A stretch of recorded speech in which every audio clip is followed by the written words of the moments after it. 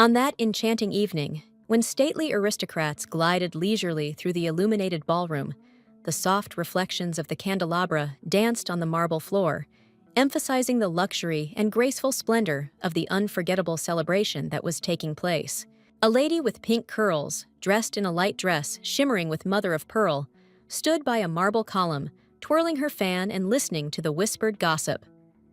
The young Viscountess had taken a secret lover, which was why her husband's family could barely contain their indignation. Young daughters of noble families, shining in silk, whispered that it was difficult to look impeccable every evening. Corsets constricted their breathing, jewelry pulled at their shoulders. Matrons found fault with trifles, and finding a husband who valued the soul, not the title, seemed unattainable. And suddenly, like a gust of wind, a barely perceptible rustle behind her attracted the attention of one of the ladies, whose chestnut curls framed a face with blue eyes. Feeling a strange premonition, she smoothly turned around, as if expecting to see something fateful. Only Her Highness Lefurian maintained a majestic silence, standing at a distance from the talkative crowd, not engaging in conversations or making reproaches towards her husband. She calmly sipped champagne, gracefully holding an elegant crystal glass in her slender fingers. Despite the even and almost serene expression on her face, the girl was well aware that Gloria and Circia were partly right.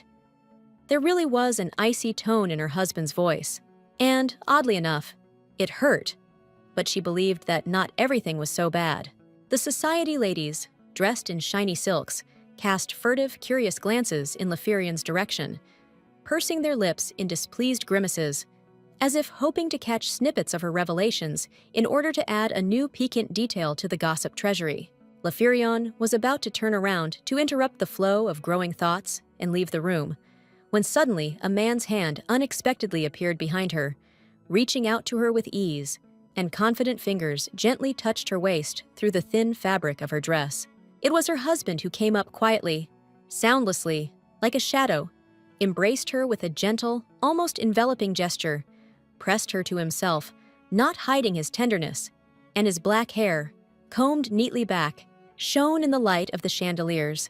and his scarlet eyes shone with a lively smile. This man, whose title sounded majestic, Archduke Turdeo Dene Lefurian, was the embodiment of nobility and refinement, and his smile, bright and sincere, as if illuminating the world, made him truly beautiful in the eyes of others. Continuing to tenderly embrace his wife, not paying the slightest attention to her shyness, slight blush, or timid resistance, he suddenly quietly said that he had been looking for her for a long time and felt truly happy that he had finally found her. The lady suddenly, but with the grace inherent in her position and aristocratic upbringing, resolutely pressed her palm against her husband's face, as if trying to push him away from her, while whispering slightly embarrassedly that they were in public, and he should behave more restrainedly and more carefully. Before the Archduke had time to react or even understand what had caused her such a sudden reaction,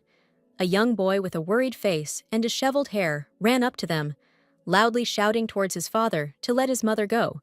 because everyone could see how awkward and tense his beloved mother felt. Almost immediately, decisive steps on elegant heels were heard across the marble floor, decorated with intricate patterns, and a tall, stately aristocrat in a luxurious crimson dress approached the assembled group, confidently confirming the boy's rightness, drawing attention to the inappropriateness of such a stormy and demonstrative display of feelings. This lady, beautiful and expressive, with long, bright red hair, decorated with pearls, and sparkling eyes of the same fiery hue, was none other than the Duchess's sister-in-law, and her name was Circia Jane Lefurian, a woman with a strong character, a sharp mind. And the boy who defended his mother with such fervor was called Celfius Sultan Lefurian. He was the son of a ducal couple, and, crossing his arms over his chest with almost comical determination, he stood, looking from under his brows like an adult, expressing complete disagreement with what was happening. Mrs. Circia, hearing his loud voice, suddenly smiled brightly, as if everything that was happening delighted her. She was truly beautiful, her smile lit up her face, and with a majestic, graceful gesture, she greeted Farashati like an actress on stage. Now the whole trinity, husband, child, and sister-in-law, surrounded the fragile girl with pink, like sakura petals,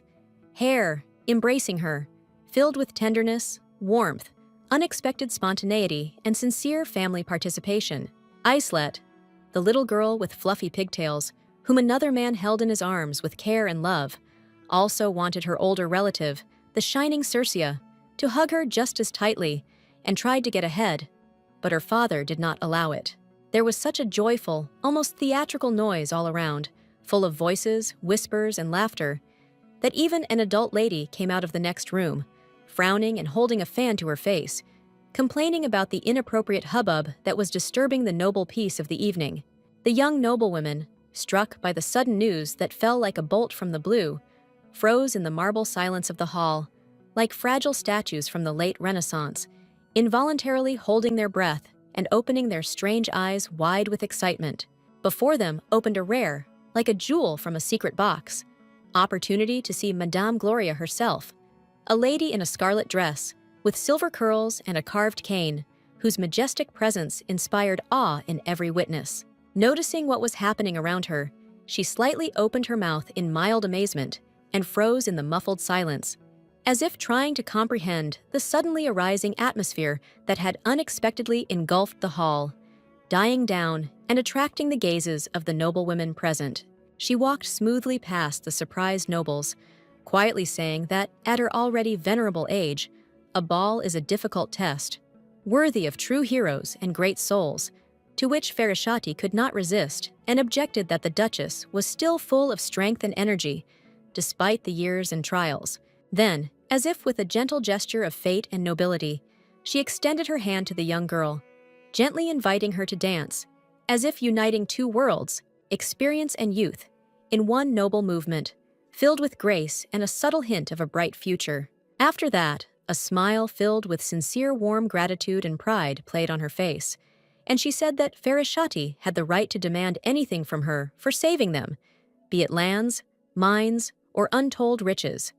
After all, their duty and honor were no less important than the treasures of this world. The aristocrat, with dignity and calm, not wanting to accept any gifts or signs of attention, gently and confidently replied that she did not need anything, and the elderly woman in response only smiled, radiating inner warmth and the deepest respect, accepting this refusal. The lady, stunned and hardly able to believe her ears, stood still in amazement when she heard that she was sincerely ready to give her anything she wanted, without reserve, an astonishing and unparalleled generosity comparable to the greatest noble deeds, which are rarely found in the highest circles of society. After these words, the hall was filled with stormy applause, which gradually spread to all corners, creating an atmosphere of joy and admiration, as if the space itself was filled with light and ringing, reflecting the support and unanimity of all the nobles present. Ferishati, feeling confused and somewhat awkward, froze in place as the nobles around her suddenly began to applaud, not having a clear idea of the reason for this delight, simply giving in to the collective impulse and heartfelt sympathy for her. All this was explained by the fact that her husband's family, known as the Lafirian, enjoyed great respect and influence in society, as many were sincerely devoted to them and had a deep love and admiration for this noble and influential family. Outside the wide windows, heavy, dark clouds gradually thickened, foreshadowing imminent bad weather, as if nature itself reflected the tension and importance of the moment, adding drama and grandeur that engulfed the entire hall,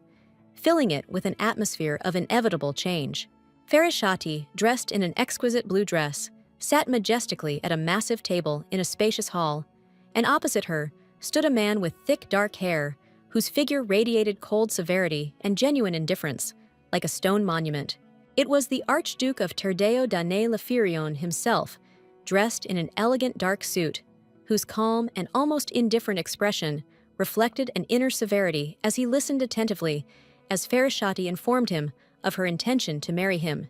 as if it were a business agreement and not a fateful union. After speaking, she frowned slightly, emphasizing the importance and temporary nature of her promise, clarifying that she agreed to link her fate with him for only 1 year,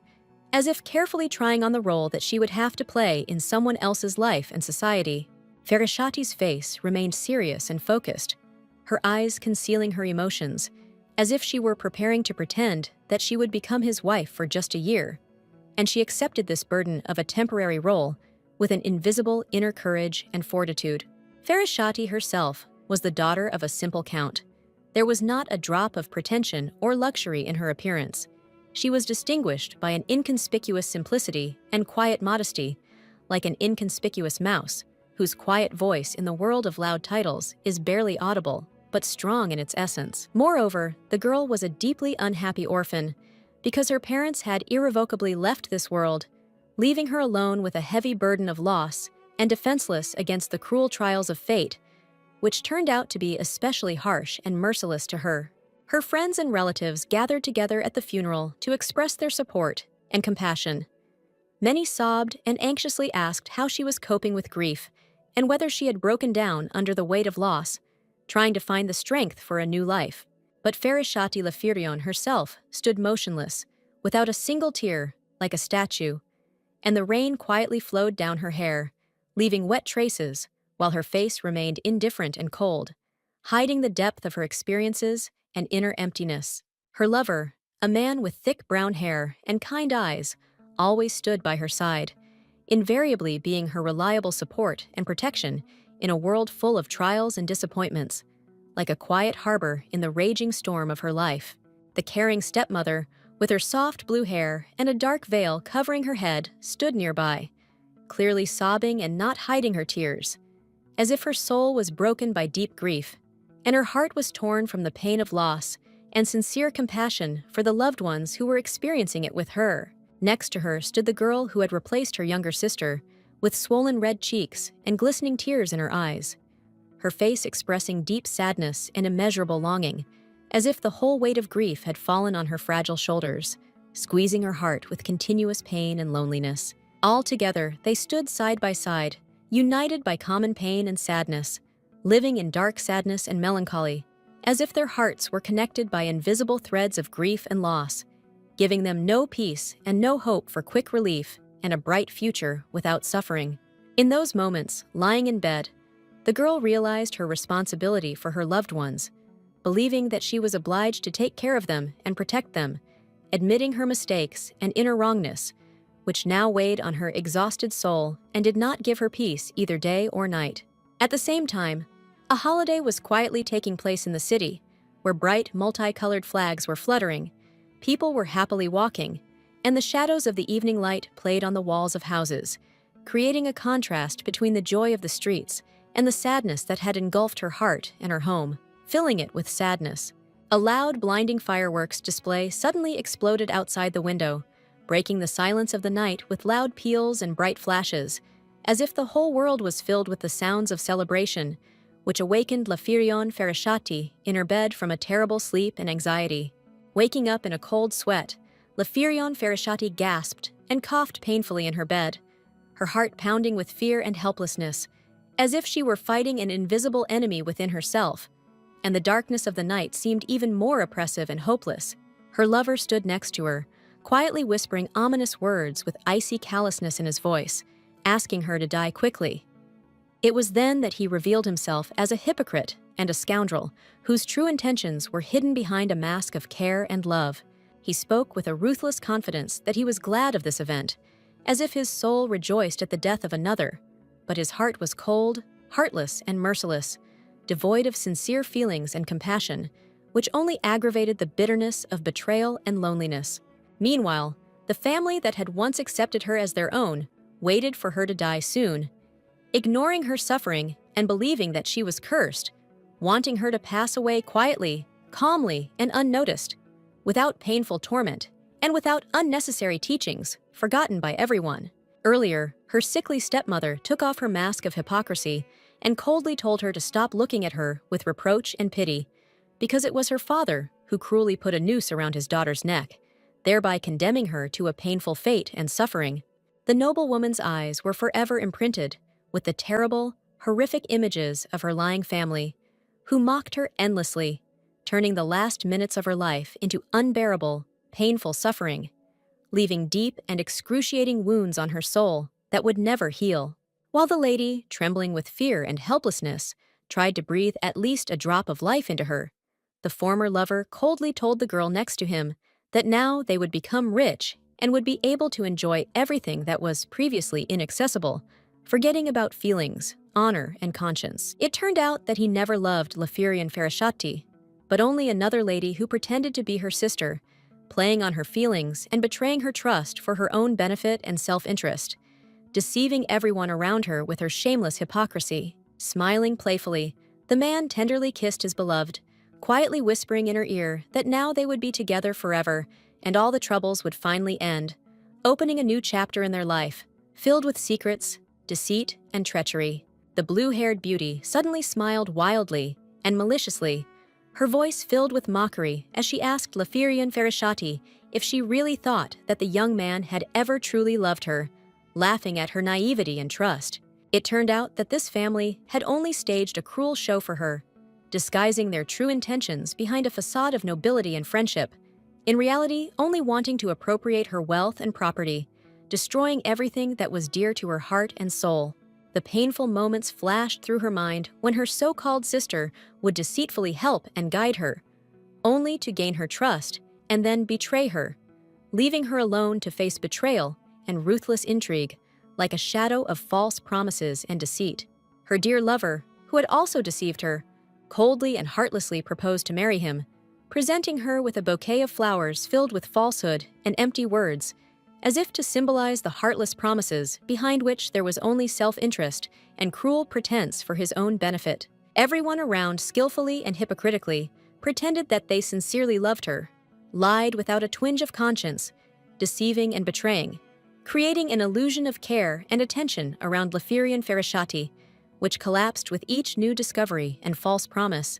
tearing the heart into pieces and leaving deep wounds. This finally broke Lafirian Ferashati. She could not hold back her tears, sobbing inconsolably, her face turned white like a snow-white canvas, reflecting the full depth of internal pain, despair, and betrayal that devastated her soul forever and irrevocably. Her mother suddenly smiled evilly, took a pillow, and, as if intending to finally suppress her will and spirit, told her not to worry and not to resist,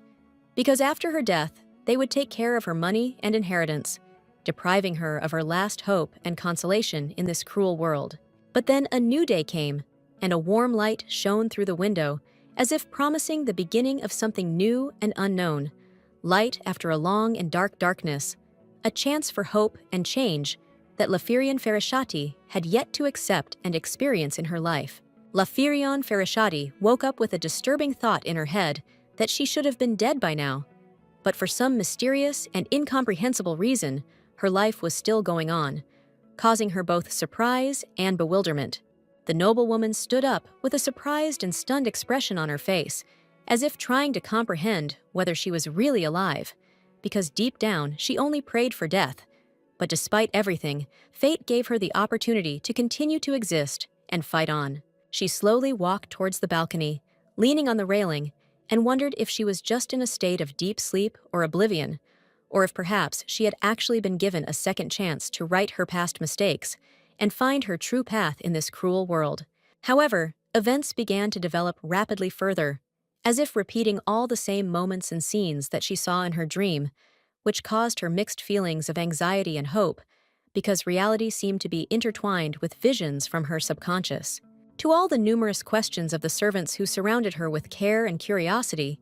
she invariably received the same answer, which only increased the mystery of what was happening and made her think about what role she was destined to play in this intricate plot of fate. And the stepmother and her younger sister continued to smile so artificially and coldly, as if nothing terrible had happened, still masterfully pretending and hiding their true intentions behind masks of lies and hypocrisy,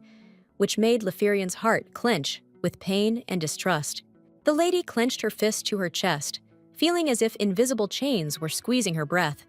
and those painful sensations of suffocation from her dream suddenly became amazingly real, running shivers through her entire body and causing a terrible chill, reminding her of those terrible moments when she was on the brink of life and death. Lafirian Ferashati remembered very well how her own family, with cold cruelty and indifference, wanted her dead, as if her life was only a nuisance to them. And even in those difficult moments, she was betrayed by those who were supposed to love and protect her from harm and injustice. And then one day, her lover, full of determination and sincere tenderness, ran to her with a ring and a lush bouquet of flowers, wanting to sincerely propose to her to marry him, hoping that their union would be the beginning of a new, happy, and long chapter in their life. However, instead of accepting this long-awaited and important offer,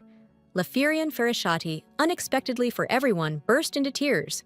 and overcome by deep inner pain and unbearable doubts, buried her face in her knees, as if trying to hide from the world all the bitterness that had been accumulating in her tormented soul for years. At that very moment, it suddenly became clear to her that she had gone back in time, that she had found herself in her own painful past, and that everything she had ever believed in was one long, carefully woven lie, surrounded by deceit and betrayal from people who could never be trusted completely. Then, kneeling in bitter despair and deep sadness, she firmly decided that this time she would do everything possible to protect at any cost her fragile life, her dignity, and that precious inheritance, which had now become her only support and hope for a bright future and peace. Through the hot tears that Leferian Ferishati was struggling to hold back, her stubborn and determined gaze suddenly lit up with a bright spark of hope and inner strength, as if a new fire had been lit deep within her soul, capable of guiding her through the darkest trials of life. Some time passed, and a dark sky hung over the city, covered with heavy leaden clouds, reflecting the turbulent changes that were taking place in the soul and fate of the young woman, ready at last to meet the inevitable with an open heart and determination. After that fateful day, the girl finally realized the full weight and bitterness of reality, gathered all her courage, and went straight to the Archduke to propose to him, hoping for a new chapter in her life, full of opportunities and changes. At this important and decisive moment, she firmly and with dignity asked her now ex-lover to leave forever, rejecting the past in order to make room for a new beginning and find the long-awaited inner peace and freedom. After she quietly left the room, Leferian Ferishati herself was overcome with deep fear and unceasing anxiety, afraid that her evil stepmother and treacherous younger sister might try to make another treacherous attempt on her fragile life, not giving her a moment's peace. Lost in dark thoughts, the girl wondered what kind of terrible and sinister curse could have been placed on her, why exactly she died prematurely in her past life, and what mysterious forces could have haunted her through time, squeezing her heart with fear and uncertainty. Suddenly, her dark thoughts were interrupted by the stern, but at the same time, soft voice of the butler, who called her to go to the great hall, where an important and influential nobleman was already waiting, ready for a decisive meeting that could forever change the fate of the young woman. Gathering all her willpower and tenacity, Leferian Ferishati resolutely took a step forward, the heel of her shoe hitting the cold stone tiles with a sharp sound, echoing throughout the spacious hall, as if symbolizing the beginning of a new chapter in her difficult and challenging life. The girl walked slowly and confidently through the massive, carved large doors of the luxurious mansion, feeling the cool air touch her skin, and with slight excitement headed inside, ready to meet the fate that awaited her beyond the threshold. In the cozy, softly lit study of the mansion, Archduke Terdeo Dane Leferian was already waiting for her, dressed in an impeccable blue suit, standing majestically at a heavy carved table, ready for a serious conversation and new decisions. Turning around, he cast a cold, piercing gaze at her. His face was pale and lifelessly cold, like an icy wind that pierces to the very bones, leaving not a drop of warmth and kindness in its depths, causing anxiety and fear. Right from the threshold, the beauty loudly and confidently greeted the young man, with determination and firmness in her voice, declaring that she had come here not just like that, but with a serious intention to marry him, changing the course of their fate forever and accepting her new role. Their ancestor received a high award, an honorary title for outstanding achievements, thanks to which he was awarded the title of Duke, which forever inscribed his name in the history of the family and raised the family to a new level of nobility and eternal glory. At present, the aristocratic heir and successor of the family was Archduke Terdeo Dane Leferian, who sat in a heavy chair with an impassive and cold face, hiding his thoughts and emotions under a mask of deep indifference and absolute calm. Then there was a bloody war with a neighboring kingdom, at the beginning of which everyone believed in their victory. But fate turned out differently, and despite hopes, their army suffered a crushing defeat, leaving a bitter aftertaste in the hearts and memory of the people forever. At that moment, the battle flag was raised, calling for the battle to begin, and the Duke, together with his faithful knights, entered into a fierce battle where the fate of the kingdom was being decided, and every moment was filled with tension, courage, and readiness to sacrifice everything for the sake of final victory. The hostile kingdom was instantly defeated, and after a fierce struggle, a glorious victory was won, which became a symbol of courage and unity, and the Duke and his knights forever entered history as the defenders of their people and the guardians of the long-awaited peace. The people greeted the Duke and his army with loud and joyful cries of delight, as they returned tired but proud after a long and bloody battle,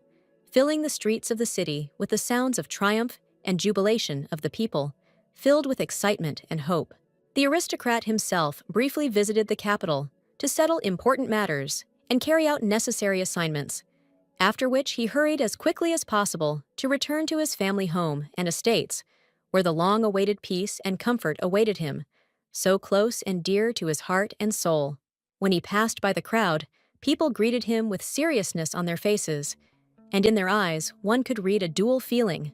admiration and awe, mixed with barely noticeable excitement, because his exploits aroused both pride and deep fears in their hearts. Some called him a hero, bowing before his courage and unbending bravery, while others whispered behind his back, accusing him of cruelty and ruthlessness, calling him a bloodthirsty monster, which plunged his name into the darkness of endless gossip and suspicion. On the table, covered with a thin snow-white tablecloth, stood a cup of hot aromatic tea, next to which lay neatly removed white gloves, like a symbol of fatigue and the heavy burden that the Duke carried on his shoulders after a long, exhausting battle and trials. The man, looking at the lady with incomprehension, asked her with a certain shadow of doubt and wariness in his voice why she wanted this marriage, why she wanted to link her fate with him, when the very history of their relationship was so confusing and complicated in reality. Archduke Terdeo Dane Lafirian had previously been in a marriage that ended in divorce,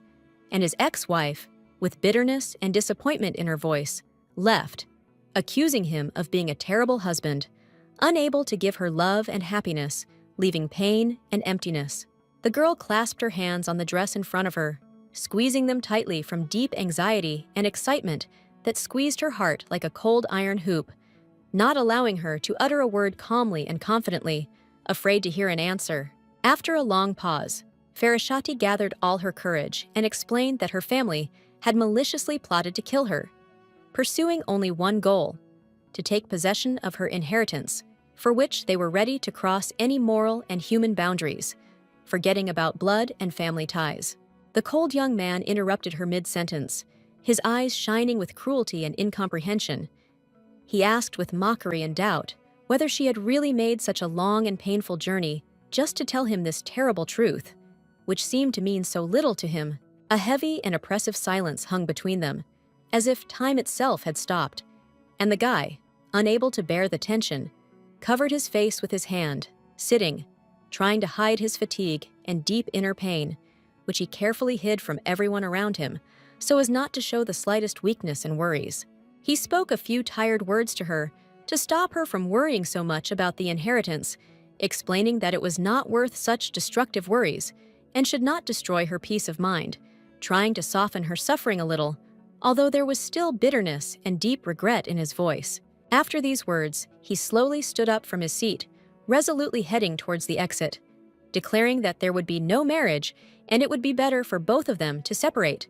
as if putting a final and irrevocable end to their conversation and relationship, closing this painful chapter of their lives forever. The lady, struck by his firm determination, opened her shining golden eyes wide, full of surprise, pain, and incomprehension,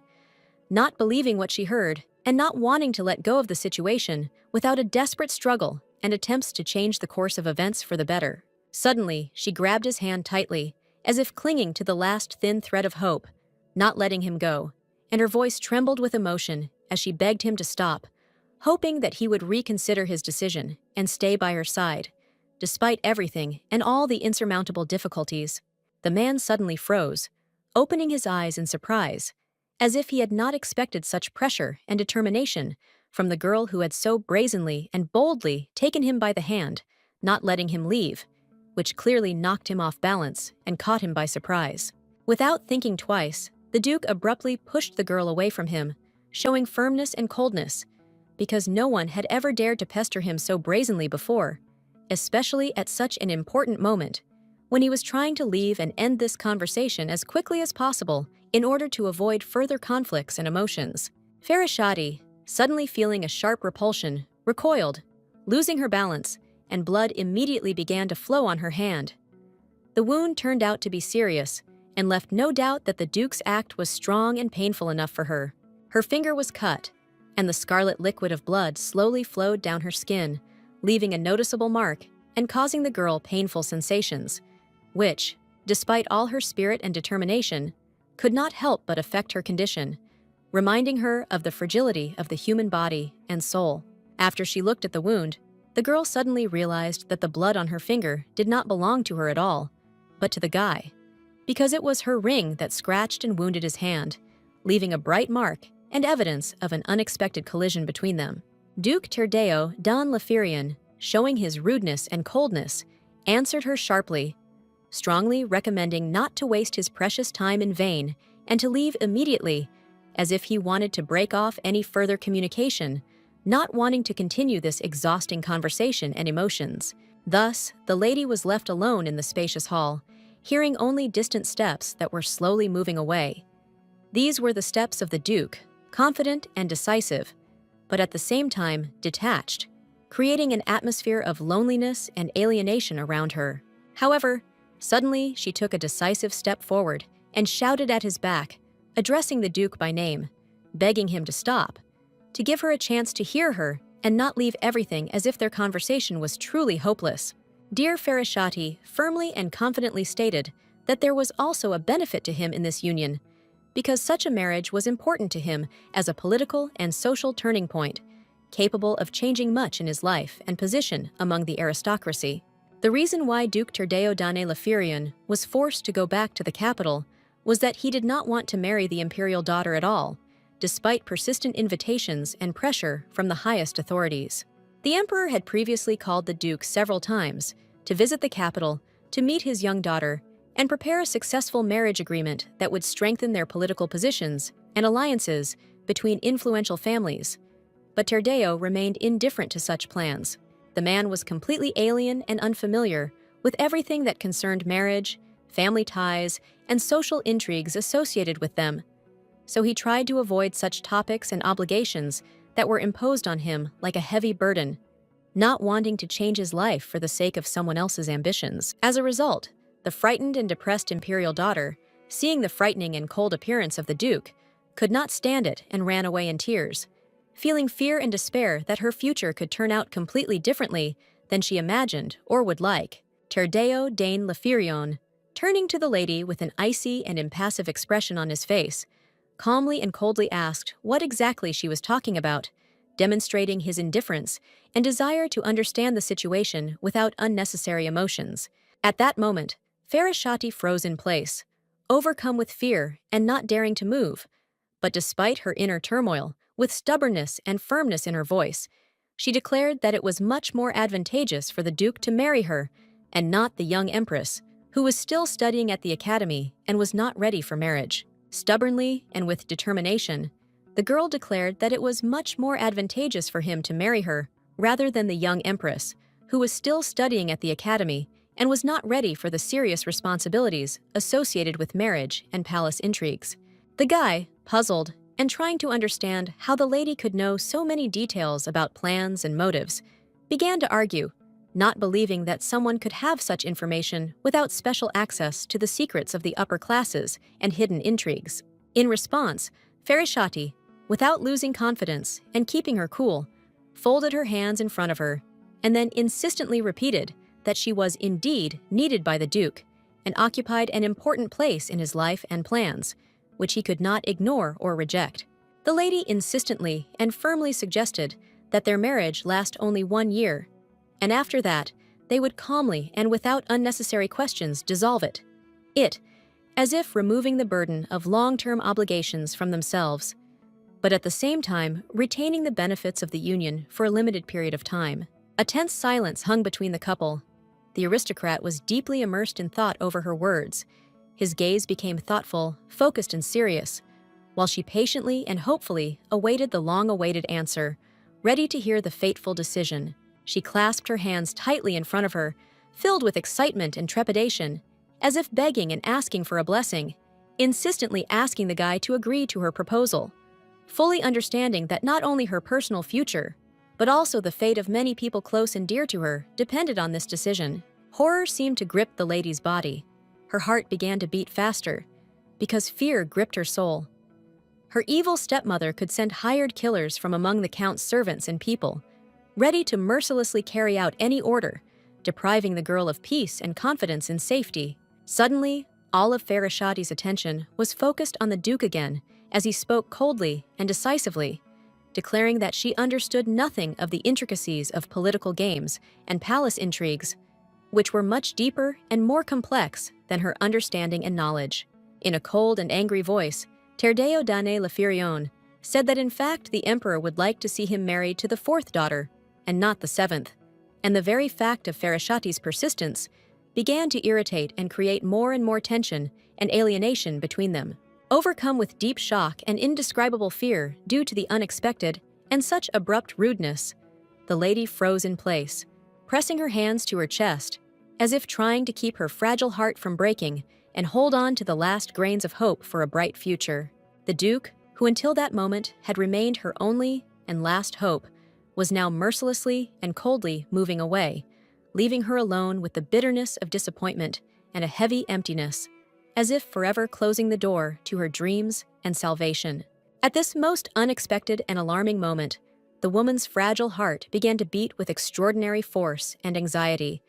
and her head was suddenly seized by a sharp and excruciating pain, like a storm covering a calm sea, depriving her of balance and peace in her soul and body. Farashati suddenly and without warning collapsed onto the cold floor, deprived of all strength and consciousness, as if weakened by the raging storm within herself, instantly plunging into a deep abyss of darkness, where time and space lost all meaning and significance for her. She suddenly and painfully remembered that terrible, almost unbearable moment when her stepmother squeezed her mercilessly, depriving her of breath and peace. And now she suddenly felt the same excruciating pain and helplessness, as if fate had again brought the same darkness and suffering upon her. In complete panic and uncontrollable despair, Terdeo Dane Lafirion rushed towards her quickly, not fully understanding what had happened to her and why she had suddenly collapsed unconscious, leaving him overcome with anxiety and complete helplessness in the face of this sudden and terrible misfortune. The storm raged with relentless and ferocious force. The rain poured down in buckets, and the sky hung like a heavy cloud, radiating impenetrable darkness and gloom, as if nature itself was mourning and crying along with people, foreshadowing something terrible and inevitable that was soon to happen. People, with heavy hearts and wet clothes, dug new deep graves, because once again, in the pouring rain, another person had passed away, and this sad reality became an unbearable burden that they were forced to accept with bitterness and resignation. Suddenly, like a bright lightning flashing right next to the men,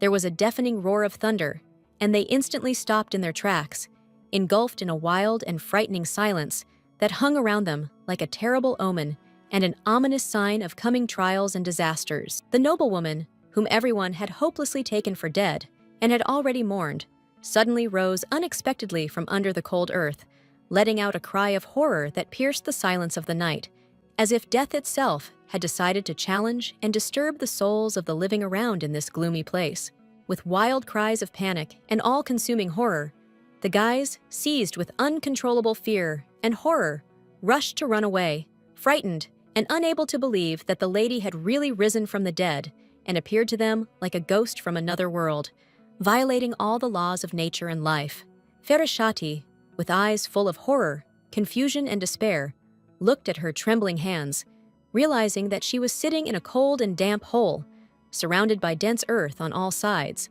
and that, in spite of everything, she was still alive, although she almost died, balancing on the thin line between life and death. At that very moment, it became almost impossible for her to breathe, because there was impenetrable darkness and heavy silence all around, as if the night itself had closed all paths and cut off hope. But suddenly, in the distance, on the horizon, a bright and alluring light flashed, giving her a weak but sincere hope and a sign of salvation. The lady sat on the cold ground in complete bewilderment, shock and confusion, not fully understanding how she managed to survive, because they were ready to bury her,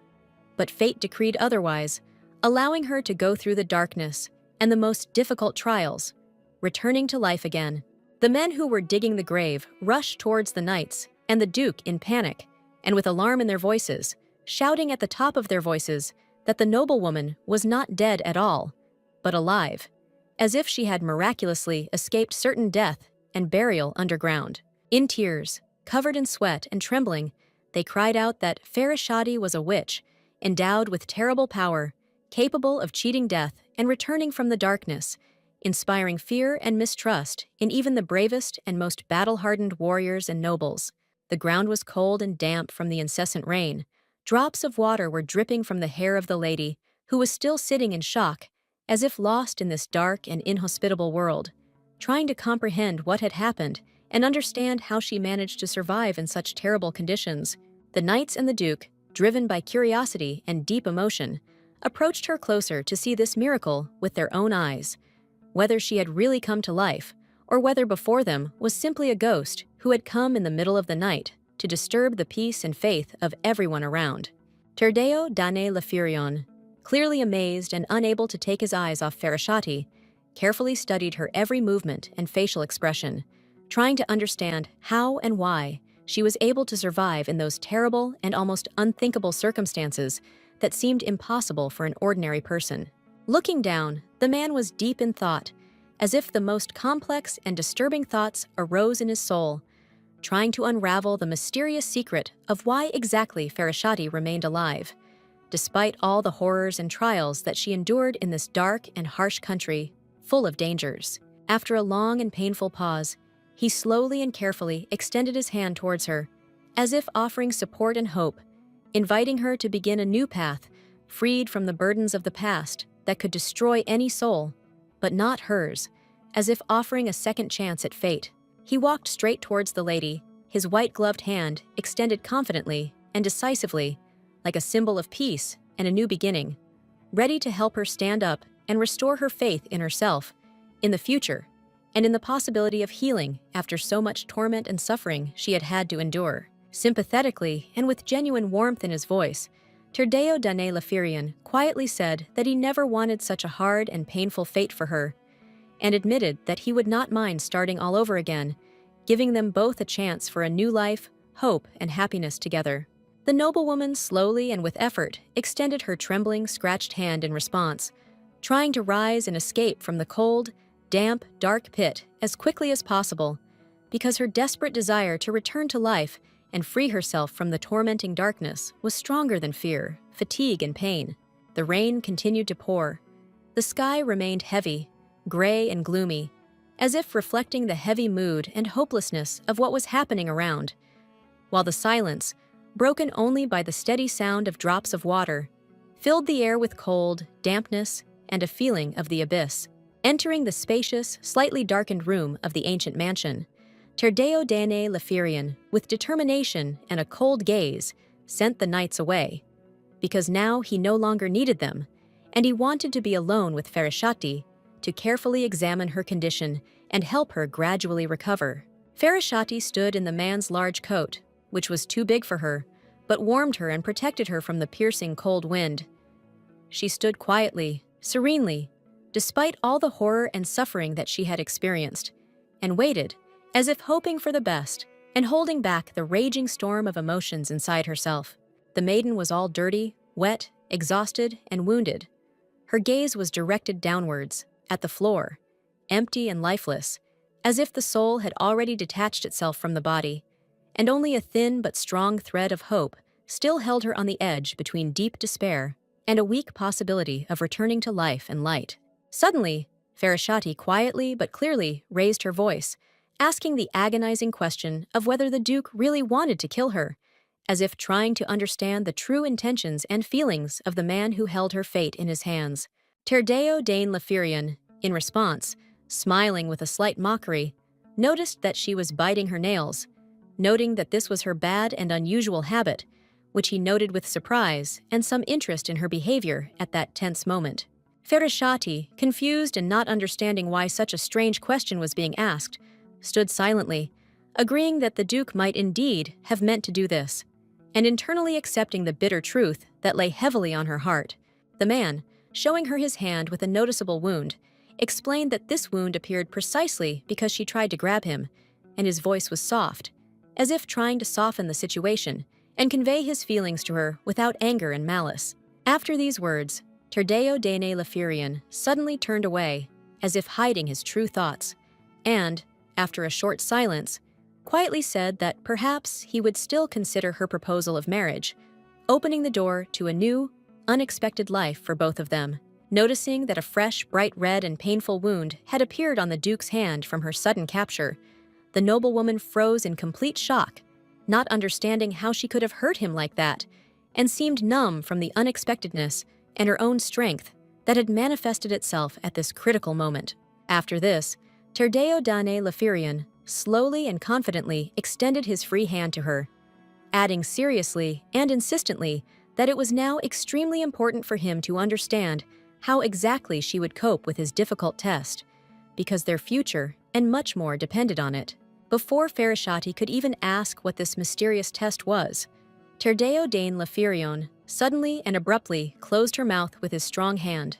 not letting her finish and not allowing her to express her doubts and fears, as if demonstrating his complete control and power over the situation. The noblewoman, feeling the strong and relentless pressure, began to choke, gasping for air, desperately trying to regain her breath and gather her strength, while simultaneously struggling with the panic and confusion that had overwhelmed her at that critical and tense moment. Terdeo Dane Lafirion looked at her carefully and with deep attention, noting that she had finally woken up,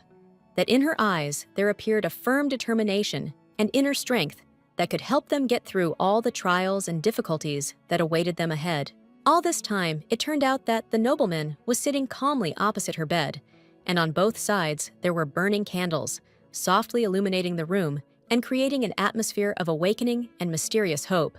filling the space with light, warmth, and tranquility. The servants, standing up straight and feeling deep respect, bowed politely when they were given permission to leave the room,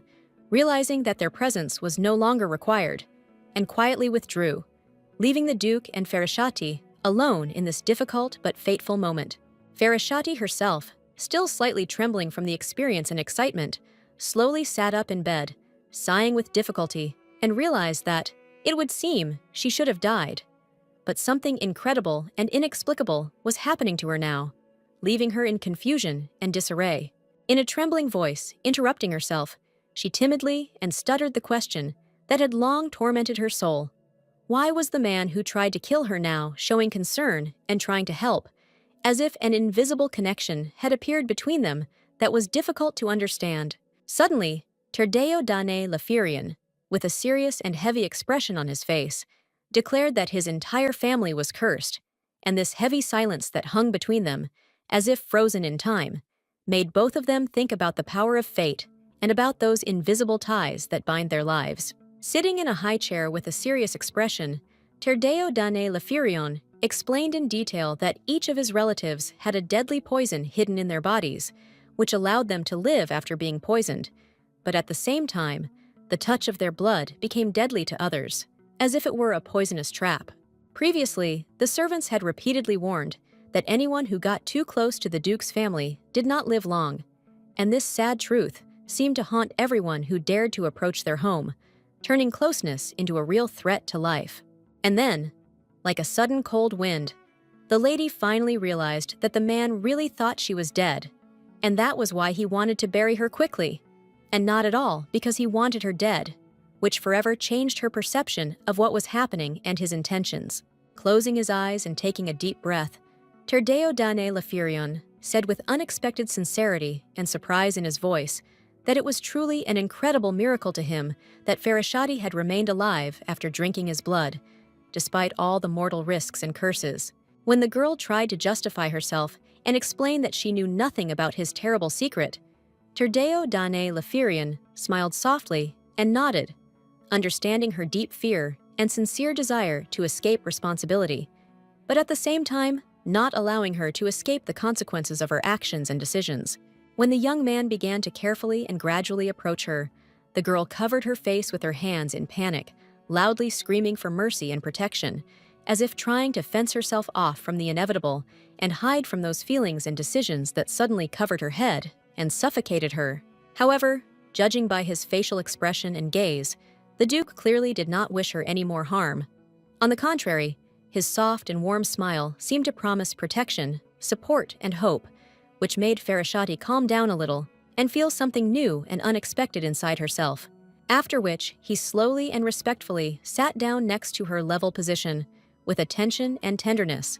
and quietly said that for exactly 1 year she should become his wife, which put her before a new, incomprehensible, and terrible choice that would change her whole life forever. Uncomprehending and dumbfounded, Farashati suddenly shuddered and froze. Tears began to well up in her eyes, because just recently this same man was categorically against such an idea, and now her soul was overwhelmed by doubt, pain, and fear of an unknown future. The sky outside the window gradually cleared up, the clouds slowly went away, and the weather noticeably improved, filling the room with freshness and soft light, as if promising a new day and hope for a better future, which seemed closer and clearer, giving a feeling of peace and renewal. Previously, the man had held the hands of another person tightly in his own, saying with confidence and warmth that his father would never harm him, promising protection and care,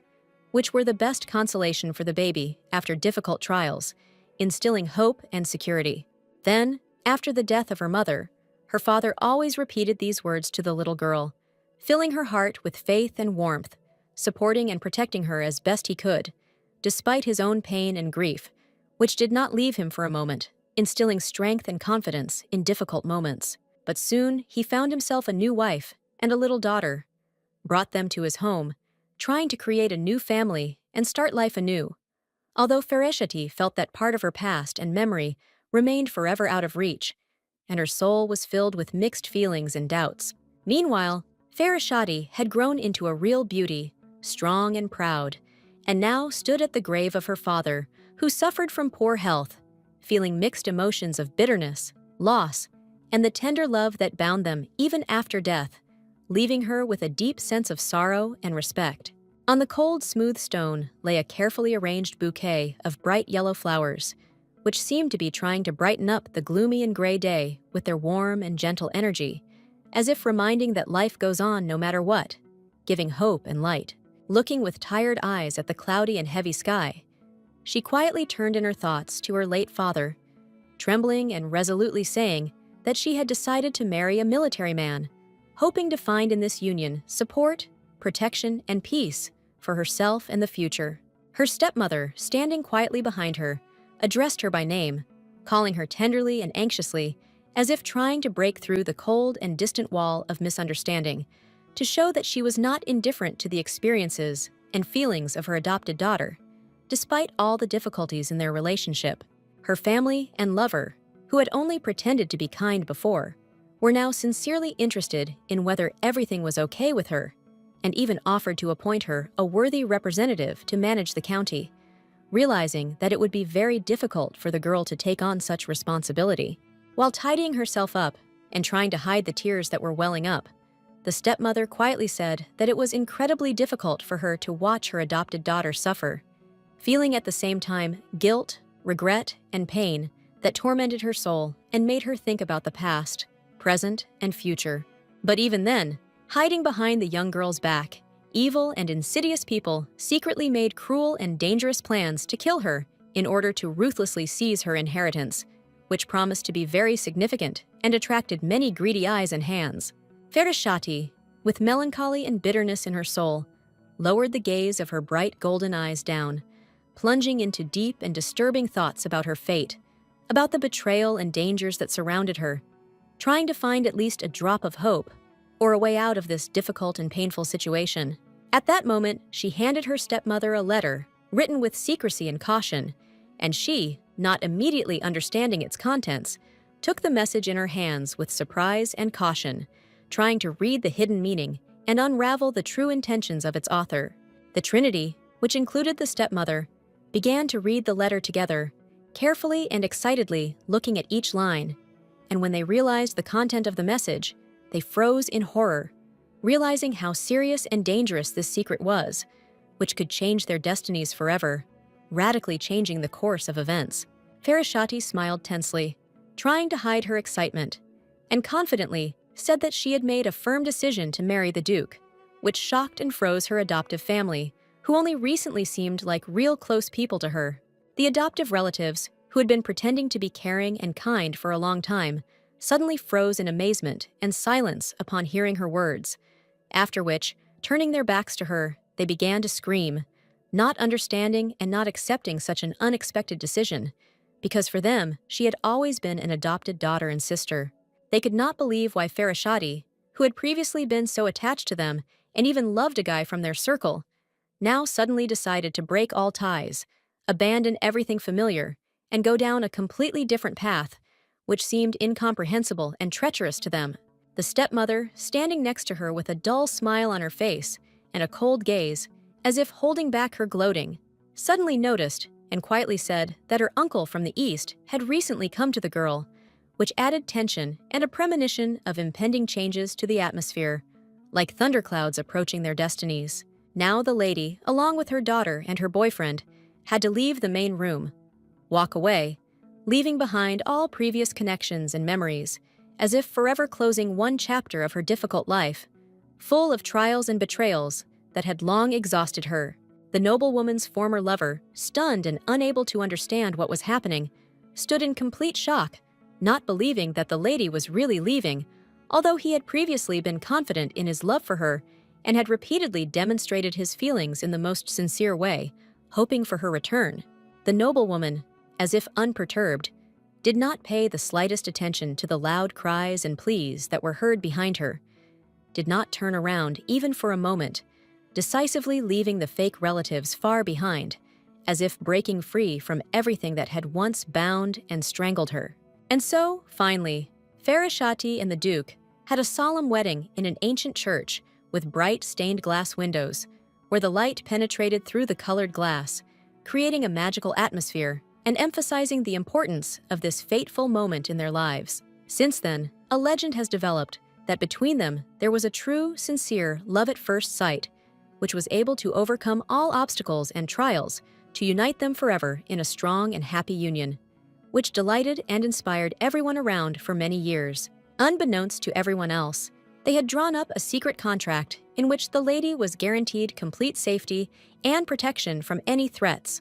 while the man could calmly and thoroughly study the reasons why his curse had no effect on her, hoping to find a solution and perhaps a way to remove the spell. Lafirion Farashati, shining in an airy, dazzling white wedding dress, embroidered with pearls and silver threads, gently leaned on the arm of her husband, impeccable in an elegant dark suit, and together they seemed to embody the cherished harmony of love. Meanwhile, a sudden booming click of the oak door behind them, like a distant clap of thunder, pierced the silence, frightening the birds outside the stained glass windows and causing the flower-decorated hall to shudder, as if fate itself had marked the beginning of their common journey. And the lady, dressed in an elegant dress of a deep emerald shade, accompanied by her new husband, was left alone with him in their secluded home, where everything breathed peace, comfort, silence, faith, hope, and a quiet beginning to a new chapter of their lives. In the spacious hallway, armed knights were already waiting for them, hurrying to convey important news. They turned to their master to warn him that unexpected, but probably significant and respected guests had arrived, requiring immediate attention and honor. Arm in arm with her lover, radiating calm, dignity, and inner strength, the lady gracefully walked forward, slowly and confidently stepping on the soft carpet, as if she herself embodied the grandeur, grace, wisdom, and beauty of the new role she had entered into without fear or doubt. With a slight blush and shining eyes, still overcome with emotions of happiness, the lady felt long-awaited relief. For the first time in a long time, Her heart beat calmly, because now, it seemed, nothing in this fragile and changeable world threatened her happiness anymore. Their spontaneous, almost sudden marriage turned into a real spectacle. In expensive, richly decorated clothes,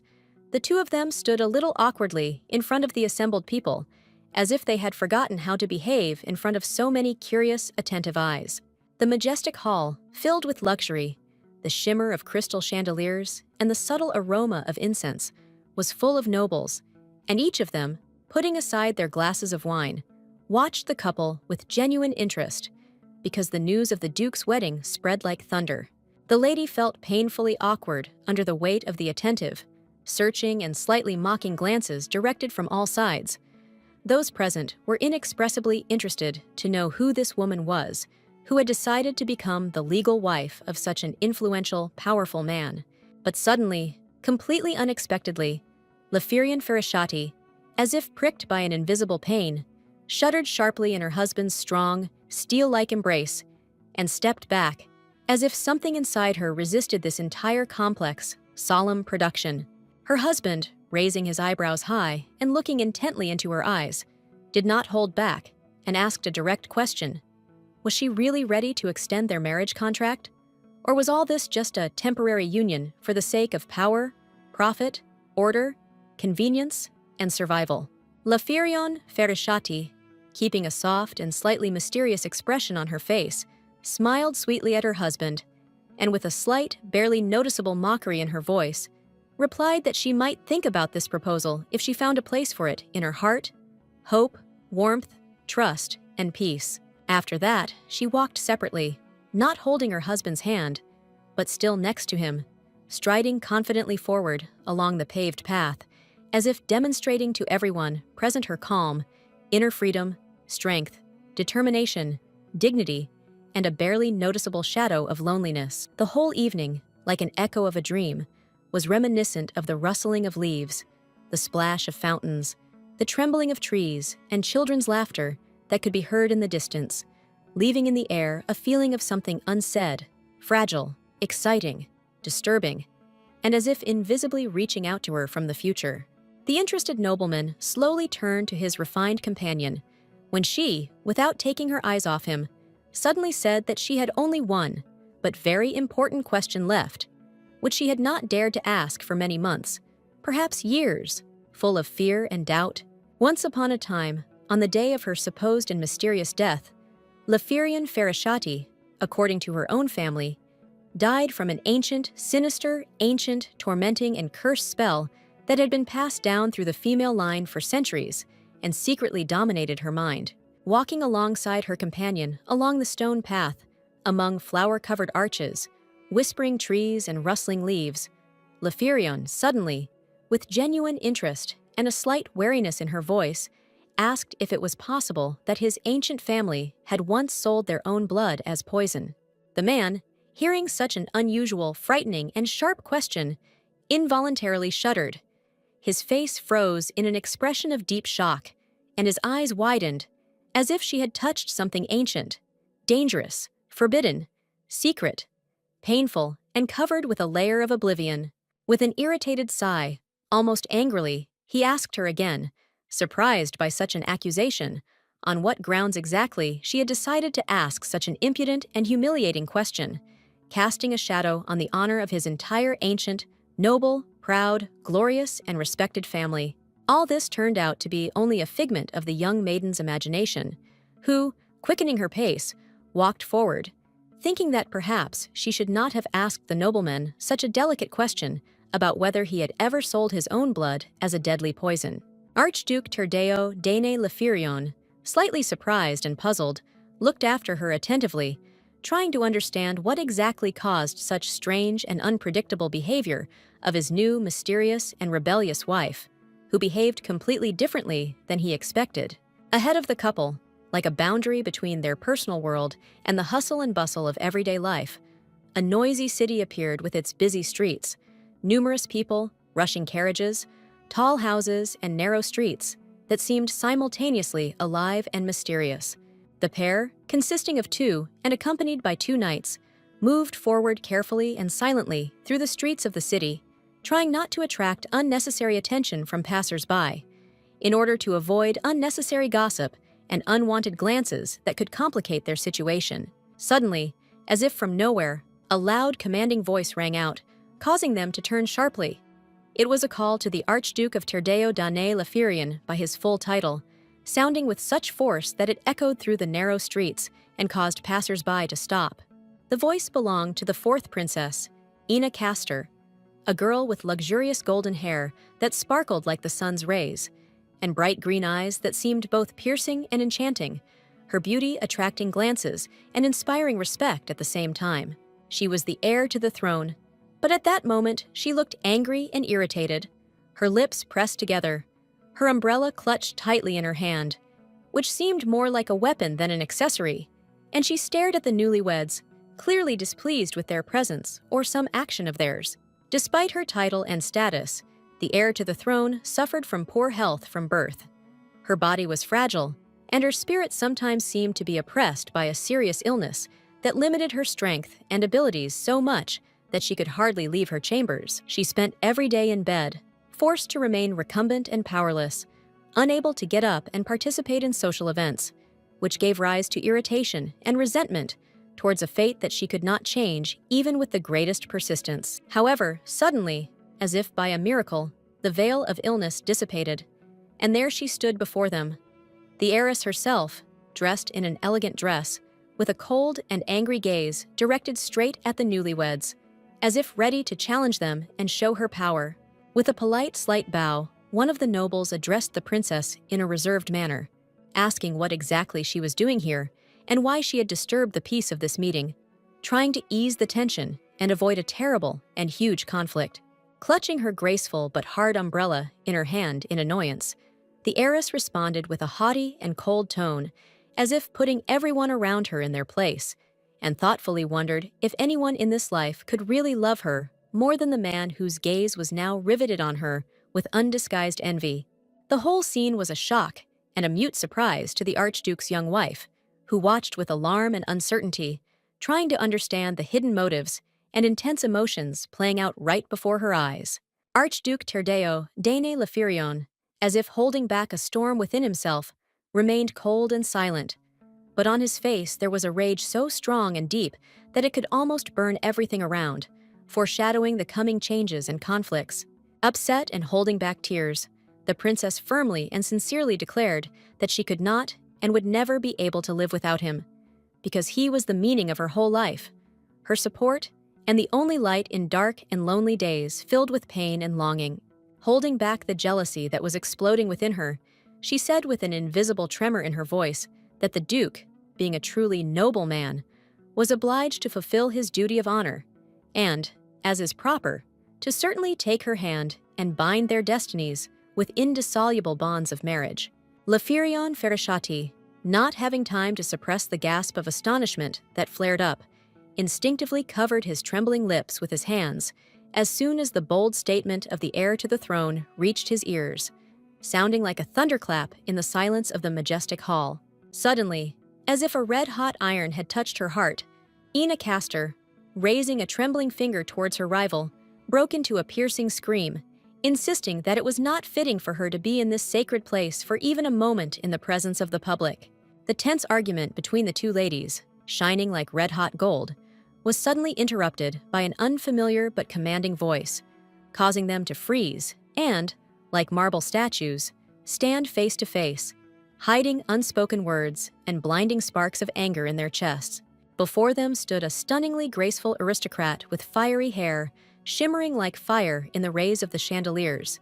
and, at the same time, bowing her graceful head in a flawless bow, she greeted the princess like the best actress of a majestic court scene. The woman was strikingly beautiful. Her scarlet hair, like blazing flames in the wind, shimmered in the light of the hall, and her equally scarlet piercing eyes looked boldly when she asked with caustic playfulness how many more women would dare to harass the Duke, who, to everyone's knowledge, had long been tied by the bonds of marriage. Every word she said sounded extremely direct and blunt.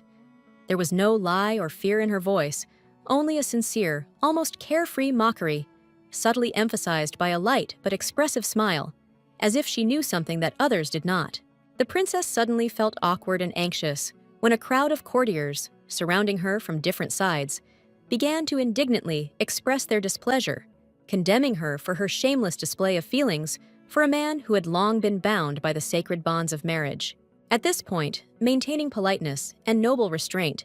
Terdeo Dane Lafirion bowed lightly and with practiced grace before the princess, and with dignity declared that it was time for him and his beloved wife to leave so as not to disturb the peace of the celebration. When they had already begun to move away, slowly leaving the hall under the gaze of the astonished public, the heiress to the throne angrily whispered behind their backs that the duke would still belong to her, and she would certainly prove that it was her love that he had always been worthy of. At the princess's angry, maddened words, Farashati turned around with lightning speed, as if pierced by an invisible blade,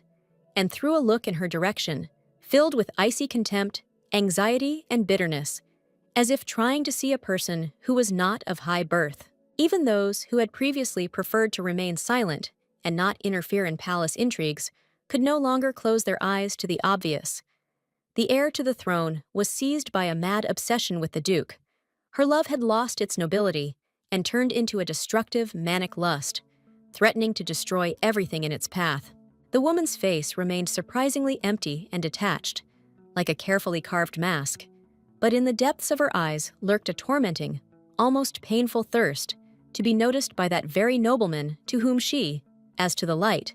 was drawn with all her soul. On this clear, cloudless day, the sky stretched above the earth in a transparent and enchanting crystal height, painted in soft azure tones, through which the soft rays of the sun slowly poured onto everything around, bringing peace and the promise of serenity. The carriage rolled slowly along a trampled forest road, surrounded by majestic trees, whose crowns were tightly intertwined above their heads, casting a cool shadow, and on the sides, like shadows of the past, knights rode on proud war horses, peering attentively into the thicket. In a spacious, richly decorated carriage, slowly rolling along a forest road, sat three people: an aristocrat with fiery scarlet hair like molten gold, a duke with a motionless expression on his face, and his refined wife, radiating calm restraint, with a soft, slightly hesitant smile, behind which a slight excitement was hidden. One of the ladies, a young noblewoman with delicate features, sincerely thanked her companion for the help she had provided, trying to express her gratitude not only with words, but with her whole appearance, because it was not just the action that touched her. But before anyone could answer, the man suddenly calmly, and without a shadow of a doubt in his voice, declared that the woman who was being thanked was in fact his own sister. And at that moment, Farashati, overcome with shock, froze, unable to utter a word, with a cold, distant look, as if the boundary between them had been burned out by fire. The girl laconically confirmed that she was indeed the duke's sister, and, slightly bowing her head, introduced herself by name, the charming and beautiful Circia. With her graceful hands folded in front of her and her gaze slightly lowered, the beautiful scarlet-haired stranger awkwardly greeted the lady, after which, with a quiet but firm determination, she confirmed that she indeed bore the ancient curse of their family, and no force had yet been able to break it. To the cold, reproachful, and bitter words about why she dared to marry the brother of the one who now looked at her with pain, anger, and silent despair,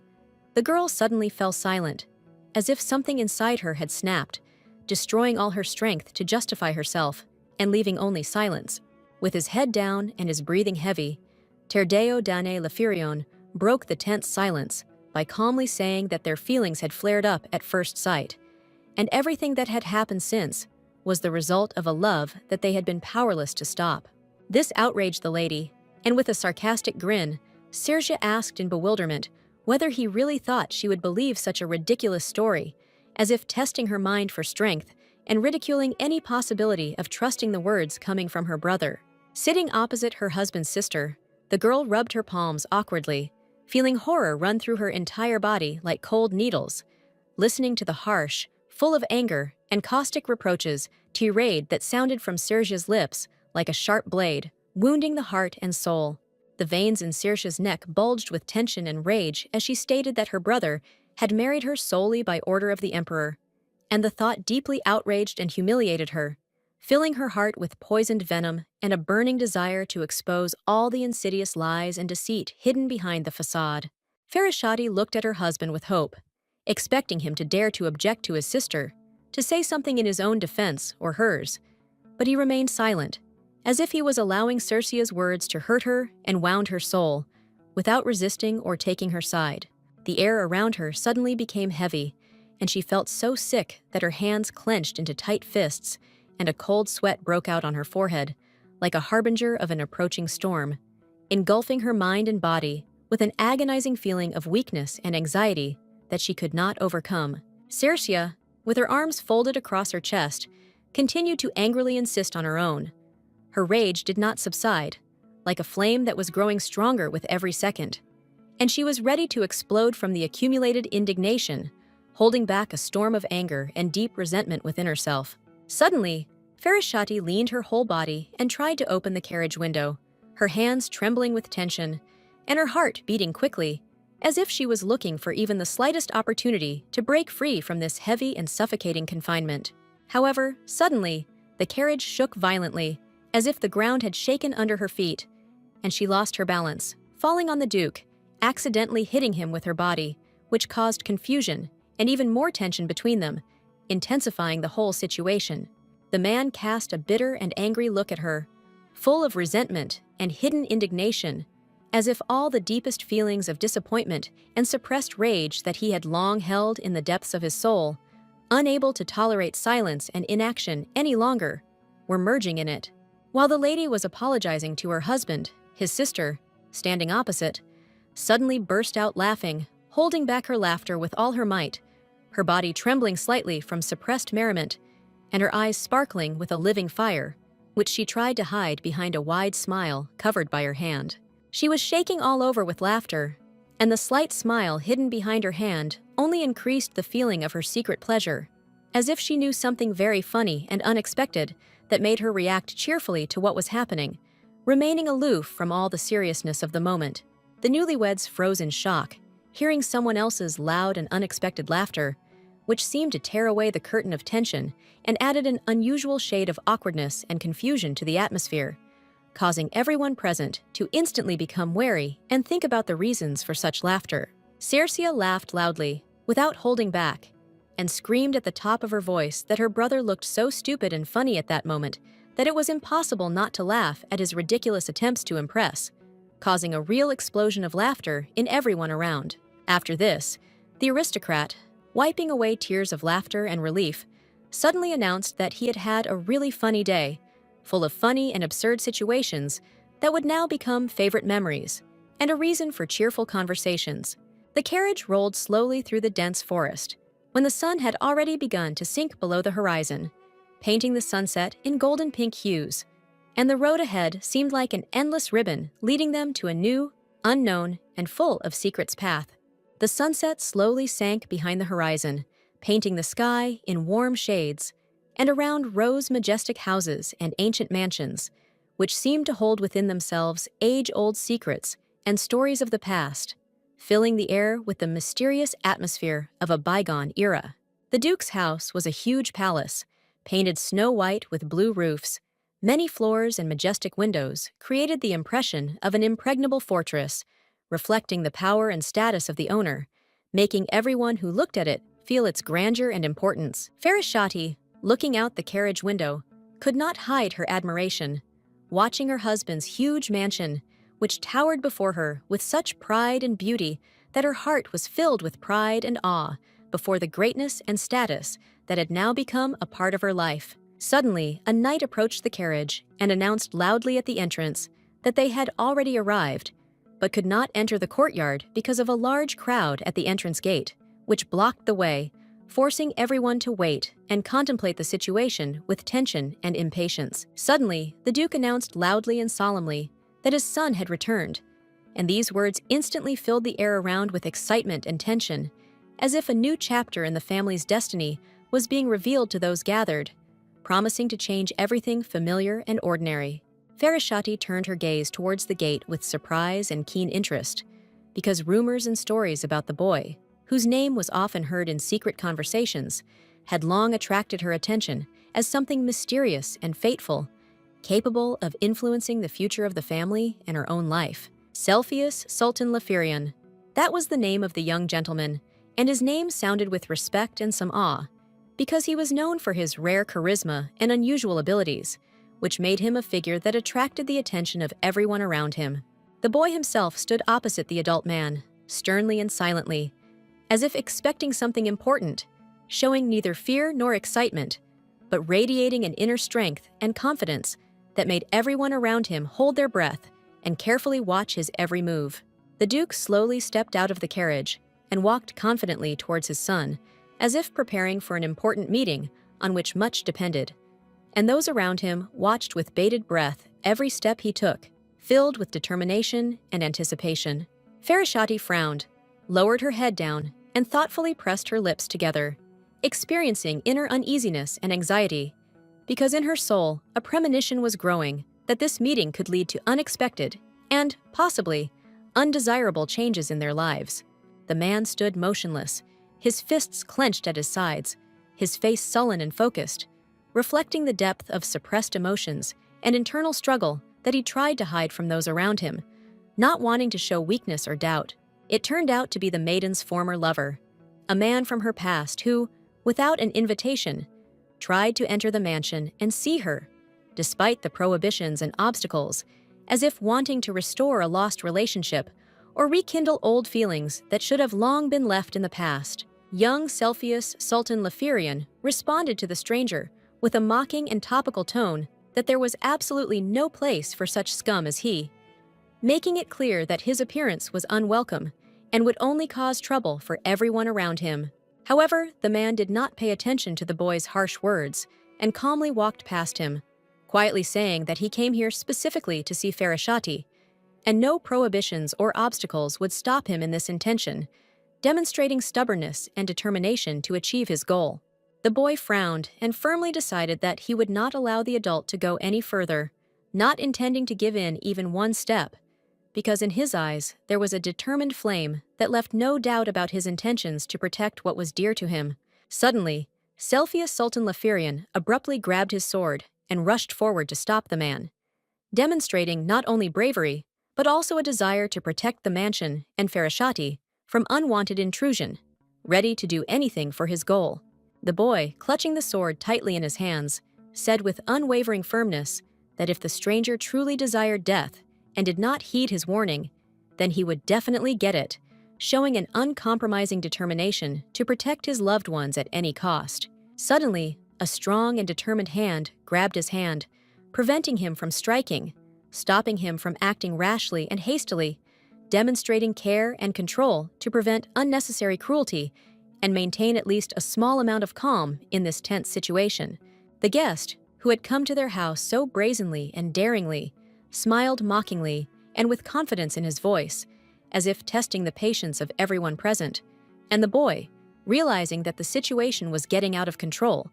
decisively stopped his resistance, resigning himself to the circumstances. Farashati, his former lover, suddenly appeared before the guest, her face expressing anger and cold disappointment, and she looked at him with such contempt that even the boldest words seemed powerless against her deep sense of resentment and pain. To every word the guy said, she gave a clear and decisive answer that she had long ago and irrevocably stopped loving him, and these words, like a cold knife, pierced his heart, causing a storm of anger and confusion in the man from the sudden and complete change of feelings. Enraged and stunned by such a confession, the man shouted loudly, accusing her of falling out of love with him too suddenly and quickly, leaving no chance for an explanation or reconciliation, which only increased the tension between them. The lady frowned and stared at him with a cold gaze, showing her inner alienation, and behind her stood her husband, who looked attentively and suspiciously at the intrusive and unwanted guest, as if evaluating his every movement and intention. Suddenly, the guest with damp, sweaty hands said confidently and loudly that the rank-and-file soldiers had already gathered in formation to organize and lead the procession before the start of a very important and solemn event, adding tension and anticipation to the atmosphere of upcoming events. He offered to go with him and then stand quietly nearby, waiting for her answer,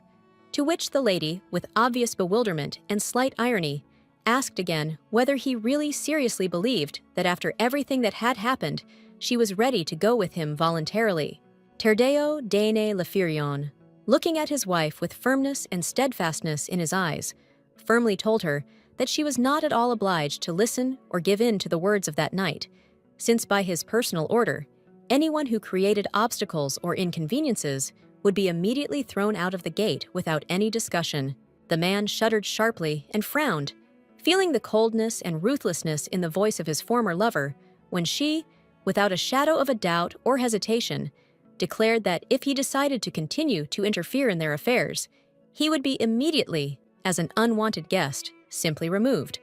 Without allowing even the slightest resistance or protest, the guards instantly grabbed the guy by the arms, squeezed them tightly, and dragged him towards the exit of the hall, while he, despite the pressure and restrictions, shouted to his ex that he would definitely wait for her and would not leave her alone, filling the air with threat and tension. Meanwhile, Farashati herself, confidently holding her new family by the hands, calmly and decisively walked away, leaving behind the whole storm of emotions and conflicts, as if closing the door on the past and opening a new chapter of her life, full of hope and change. Sweat slowly rolled down the girl's damp face, and deep down, she quietly thought about how recklessly and rashly her ex had acted, shouting such harsh and painful words, as if he did not realize the full gravity of his threats and the possible consequences that they could cause in the future. At this point, Farashati's new husband, looking at her attentively and seriously, quietly and carefully asked if the man she was talking about really posed such a real danger that he could cause her mortal harm in the future, making her think seriously. Farashati, feeling beads of sweat running down her face, slowly and thoughtfully spoke words that reflected her inner fears, anxieties, and doubts, as if trying to find in them support and hope for protection and support next to her new spouse, so as to never feel vulnerable again. The evening twilight slowly fell on the windows and balcony of their room. The soft light of the setting sun broke through the translucent curtains, painting the walls in golden orange tones, and a deep, ringing silence hung in the room, broken only by the light rustle of the wind from the street and the creaking of the floorboards. For the second hour already, Farashati sat alone at the poor wooden table, her head down sadly and not touching her food, while her husband was having an important and protracted conversation with their son, staying longer than usual and leaving his wife in anxious, thought-filled solitude. The girl, who had not expected that her past would catch up with her so quickly and so persistently, looked hunched over the cold food, thinking that her former lover would haunt her even now, after a legal marriage, not wanting to let her go either from his thoughts or from his life, as if trying to return what was lost. She was afraid that now that the truth about her past and previous feelings would come to light, the Duke's family might begin to treat her coldly, distantly, or even hostilely, doubting her sincerity, dignity, and intentions, which caused her inner anxiety, shame, and an almost devastating sense of guilt. When the butler, in a restrained but solemn voice, introduced the new Duchess to all the service personnel standing along the walls waiting to be greeted, many of them immediately began to whisper among themselves, casting appraising glances and sharing cautious guesses about her past and origins. The Duke's son, standing a little behind, visibly flinched and looked frightened when his father suddenly grabbed his hand, as if wanting to hold him back or warn him against unnecessary words. And in this tense gesture, one could read much more than just concern, more like a warning. Meanwhile, the lady herself, maintaining an outward calm, absent-mindedly and almost mechanically stirred the soup in her plate with a spoon,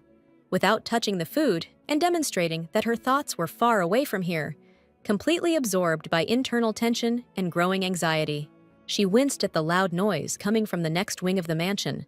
and pressed her lips together, thinking that her husband's family, despite their outward sternness and splendor, certainly kept too many secrets that could surface at any moment and destroy the fragile balance of her new position. Finally, after a long wait and some anxious thoughts, her new husband, the Duke of Terdeo Dene Lefirion, came to dinner with his butler, whose presence immediately filled the room with a reserved grandeur and a cold authority hidden behind his silent gaze. Almost weightlessly, like the shadow of an evening breeze, he sat down next to his wife, silently, limiting himself to a polite nod, as if they had long been connected by a silent, viscous mutual understanding. Or, on the contrary, there was a bottomless abyss of silence, cold and ringing. With a hint of slight alarm and bewilderment in her voice, Farashati inquired about the whereabouts of his son,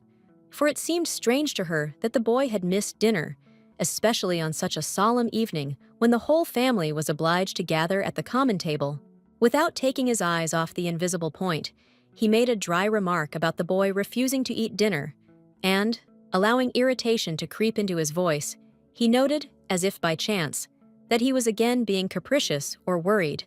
Recalling the events of the past day, Farashati soon received an answer, devoid of any solemnity. The boy was 9 years old, and although the fact seemed indisputable, it only gave rise to more doubts and strange forebodings in her,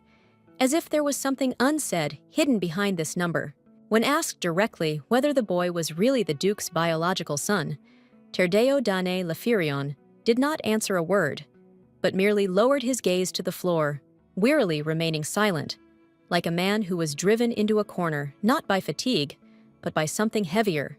the truth. Although the child's age seemed strange and too mature to be the son of a duke, especially given the circumstances, the boy's appearance was strikingly reminiscent of Terdeo. In his facial features, the expression in his eyes, his gestures, like a reflection in a belated mirror. Terdeo Dane Lafirion suddenly spoke with unexpected firmness and clarity, saying that since she, a respected lady of his house, had become a full-fledged part of their family, she could not remain in ignorance and was obliged to learn the whole truth, no matter how difficult and bitter it actually turned out to be. Surprised, shocked, and slightly confused, Farashati froze when she learned that the boy she had mistakenly believed to be the Duke's son was in fact his own brother's son.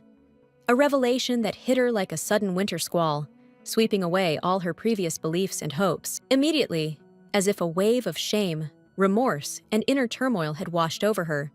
Farashati blushed deeply, remembering her previous dark suspicions and hasty conclusions, which now seemed to her cruel, shameful, and unfair to the very depths of her soul. With a slight, almost apologetic smile and a tremor in her voice, she began to question her husband in a restrained manner, wanting to understand where his brother was now, why he was not nearby, where he had disappeared without a trace, and what was the fatal reason that the boy was left to grow up under the care of the Duke,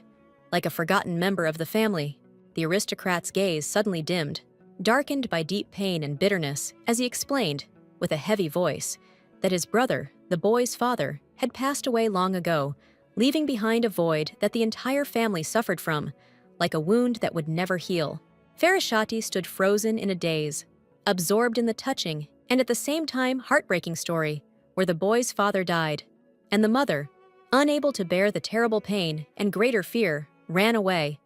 abandoning the child to his fate, as if forgetting about him forever. Her hands were suddenly covered in a sticky cold sweat. Her heart began to beat with inexorable force, overcome by painful sympathy and a feeling of helplessness,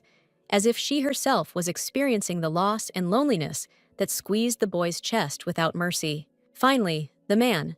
with a heavy weariness in his eyes, reassured Farashati, telling her that the boy would soon be sent out of town to a secluded and protected place where he would be cared for and surrounded by warmth,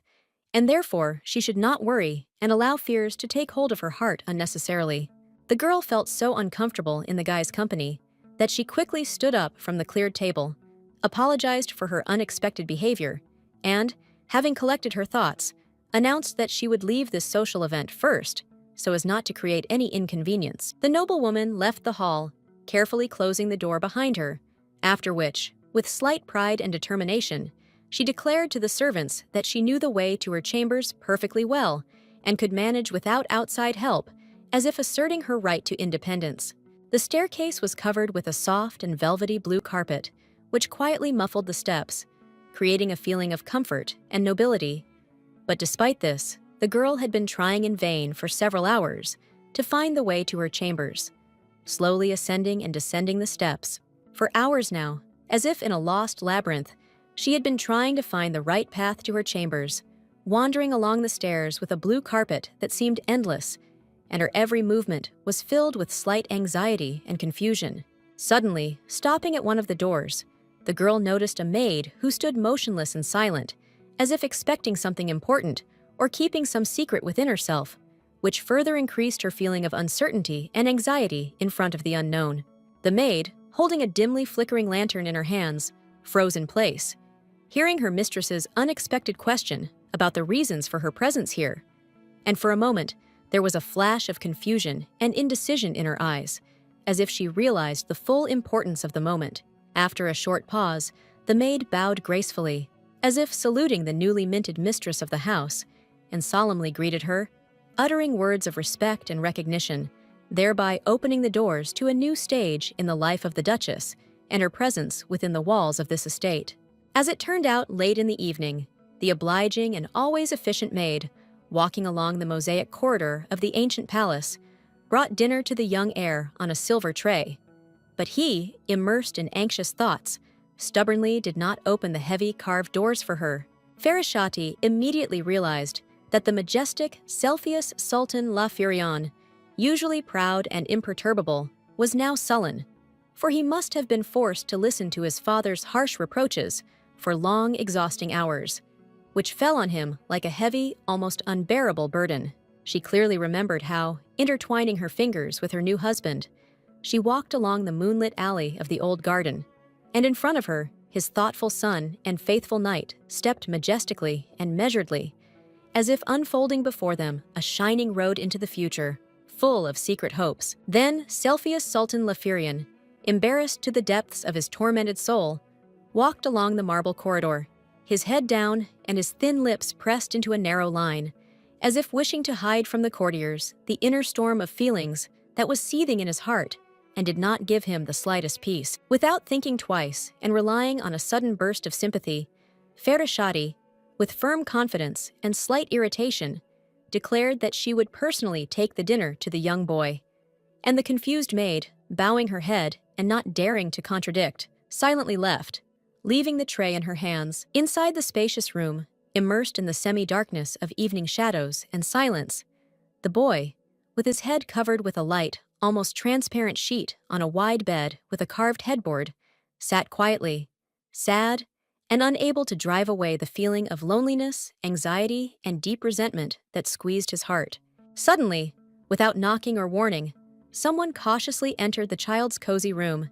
and at that anxious moment the boy, catching the rustle of soft steps on the carpet, shuddered with his whole body, clutching the sheet tighter, as if hoping to hide from the whole world under its thin, slightly trembling fabric. He was about to shout out in irritation who dared to enter his room without any permission, violating his privacy, peace, and right to personal space,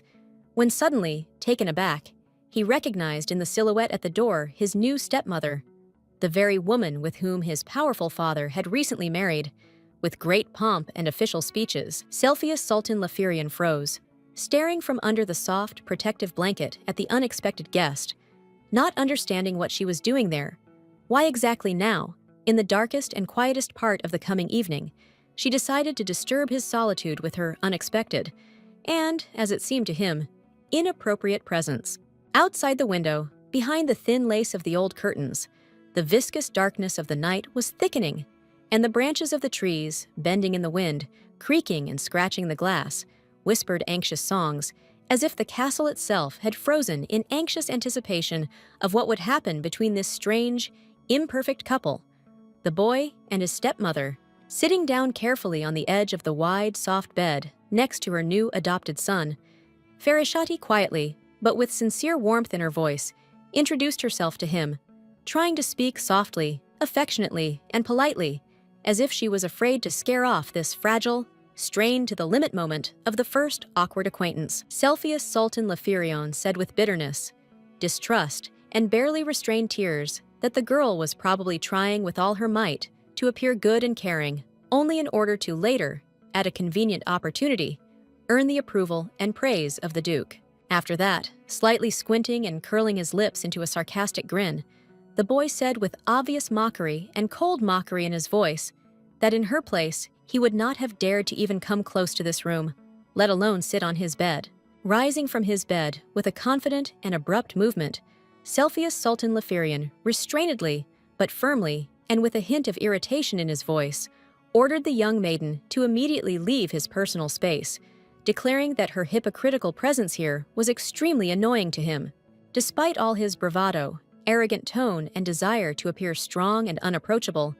it was clearly visible that tears had literally just recently been running down the young man's face, leaving thin, treacherous tracks on his cheeks and revealing his pain, which he was trying with all his might to hide. The lady, despite his cold, harsh, and absolutely unfriendly words, was in no hurry to leave the room, and, maintaining a gentle expression on her face, slowly, with barely noticeable tenderness and care, brought her graceful hand to the young man's face to carefully wipe away the invisible, but still warm and treacherous traces of tears. Cepheus Sultan Lafirion shuddered involuntarily when the girl's fingers almost touched his sensitive skin, as if the very touch of someone else's warmth caused him to feel acute fear, uncertainty, and an instinctive desire to distance himself, to hide in a shell of contempt, coldness, and causticity. Ferishati, suddenly realizing that her gesture was perceived with alarm, caution, and misunderstanding, awkwardly froze with her hand raised in the air, as if petrified in the moment,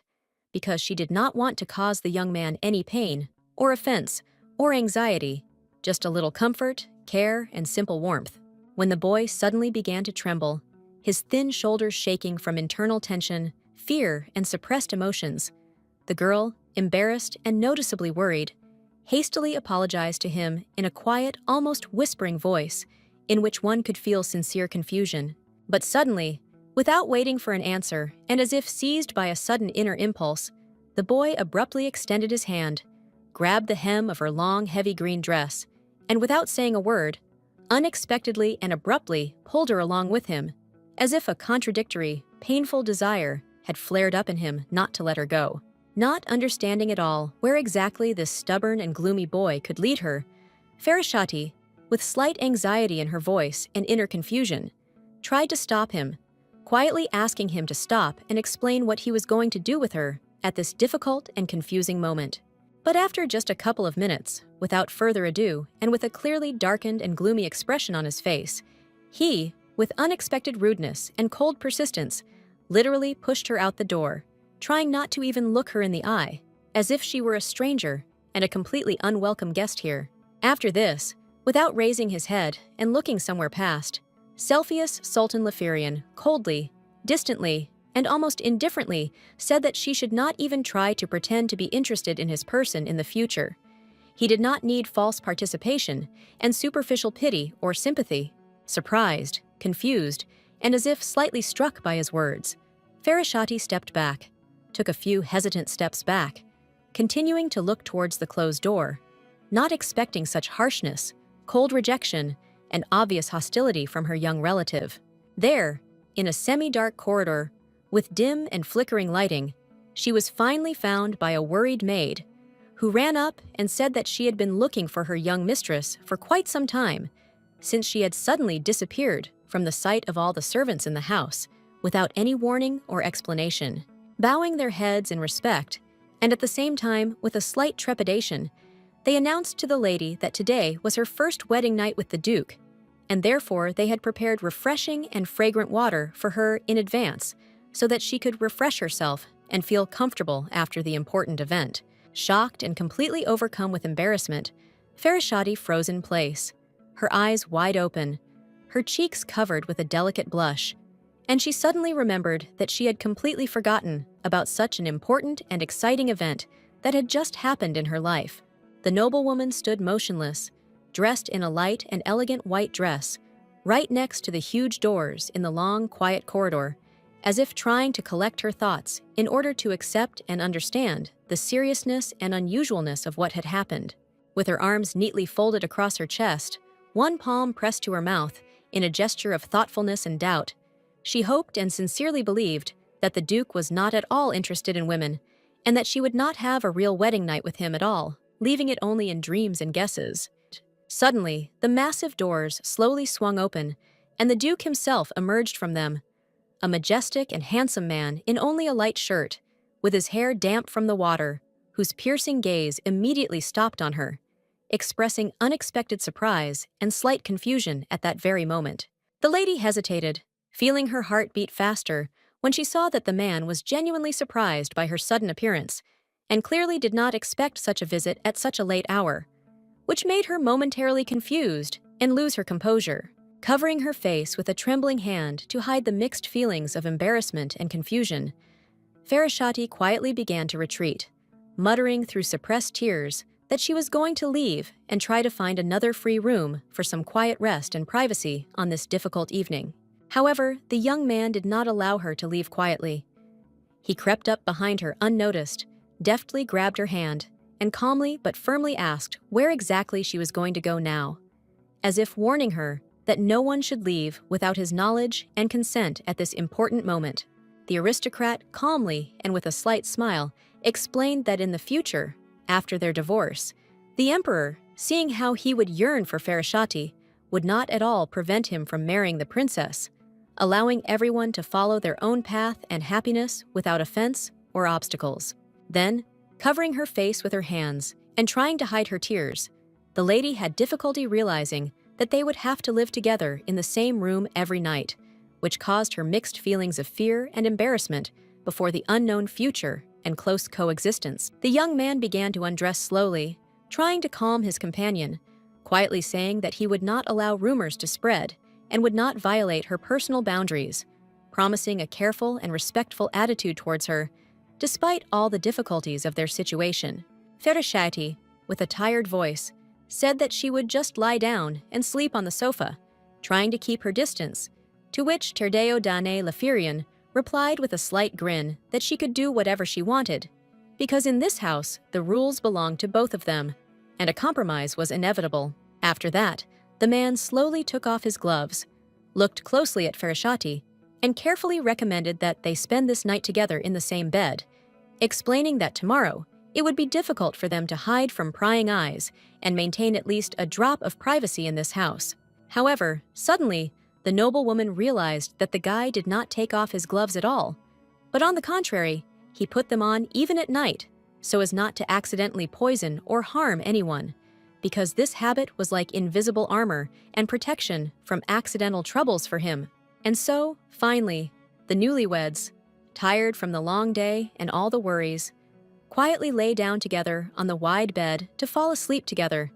feeling close to each other, despite all the terrible fears and uncertainty that hung over their future. No matter how hard Farashati tried to find peace and fall asleep in the silence of the night, her thoughts stubbornly returned to obsessive, disturbing images, forcing her toss and turn incessantly, as if her mind did not want to let go of anxiety and allow her body to plunge into long-awaited sleep. Suddenly, the noblewoman started and turned around when she heard her husband speak quietly to her, as if trying to gently bring her attention back and comfort her in this heavy sleeplessness, showing care and tenderness in the simplest words that she so desperately needed to hear. He himself, even while in bed, did not stop carefully sorting through the documents, being busy with important matters that could not wait, and this showed his constant employment and responsibility, despite all the personal difficulties that they both had to face at that moment. How suddenly he confessed that the senior title of Duke by right should belong not to him at all, but to his sister, since she was the true heir, but because of the terrible curse that had engulfed their family and plunged it into madness,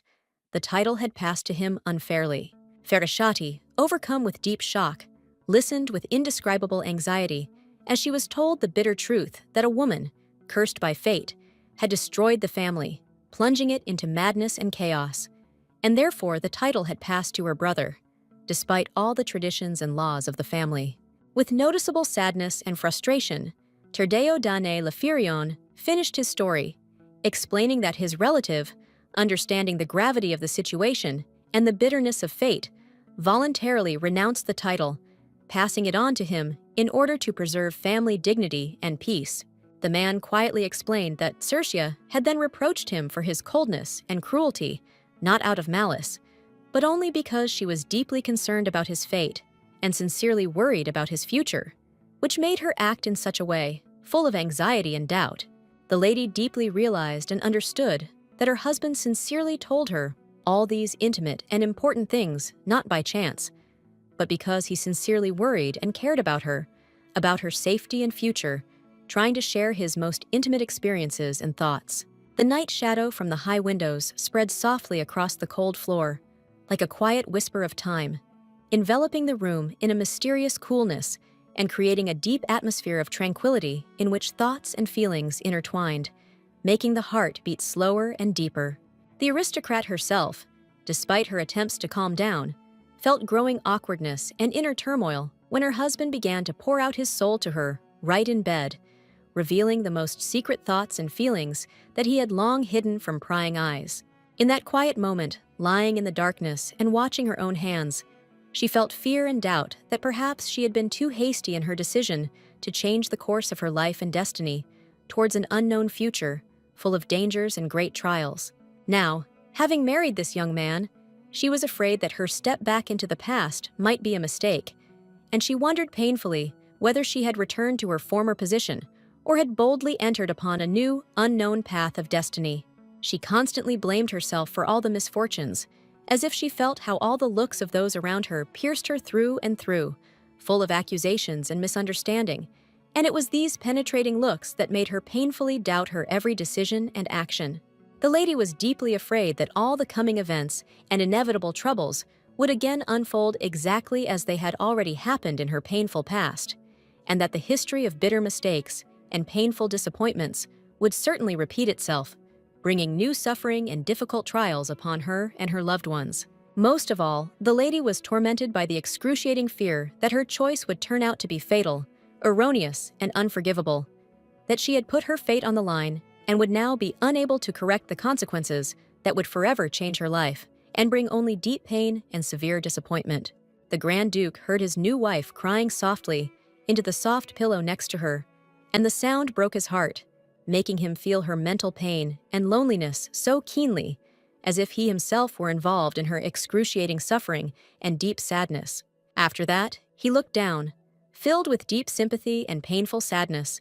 trying to find words of support that could at least slightly ease her mental pain and give her sincere hope for a bright and happy future together. In her tormenting and endless nightmares, the image of her former lover repeatedly appeared, who had betrayed her mercilessly and now mocked her broken heart and mental wounds with a bitter grin, as if enjoying her suffering and bitterness endlessly. Her sweet and seemingly harmless sister, with a cold and mocking mockery in her voice, accused her of allegedly taking away from her the most precious person, her lover, as if enjoying the moment of her pain and humiliation, thereby adding even more torment and unbearable burden to her soul. The stepmother, sparing neither words nor gestures, smothered her with a pillow in a fit of rage, and then, with an arrogant grin and malicious glee, declared that soon she and her sister would take away all her inheritance and deprive her of her last hopes, leaving Farashati in a state of horror and complete hopelessness, as if darkness had swallowed her whole. In horror and despair, Farashati clasped her hands tightly to her chest, trying to protect her broken heart, and, with retreating steps, tried to get away from the painful nightmare, as if trying to escape from the inexorable darkness hanging over her soul and find at least a little peace. The girl was awakened by sudden strange voices, and she, covered in cold sweat, jumped up sharply in fright, trying to understand where she was and what was happening around her in this unfamiliar place, full of mysteries and worries, while her husband lay quietly next to her and carefully and caringly asked if she was okay. Her husband lay next to her, quietly and caringly asking if she was okay after the terrible dream. And the girl, feeling like a stranger in her husband's house, in a new room with unfamiliar furniture and cold walls, tried to calm her breathing, slowly coming to her senses and trying to feel at least a drop of comfort in this new home for her. She was in her husband's house, in a strange room, surrounded by new furniture and unfamiliar surroundings, which reminded her that this was now her new home, full of mysteries and the unknown. And slowly, breathing deeply, the girl tried to calm down, finding the strength to accept the inevitable changes and a new life next to her husband. Breathing slowly and evenly, the lady gradually calmed down, allowing her heart to find peace and let go of the disturbing thoughts that had previously haunted her,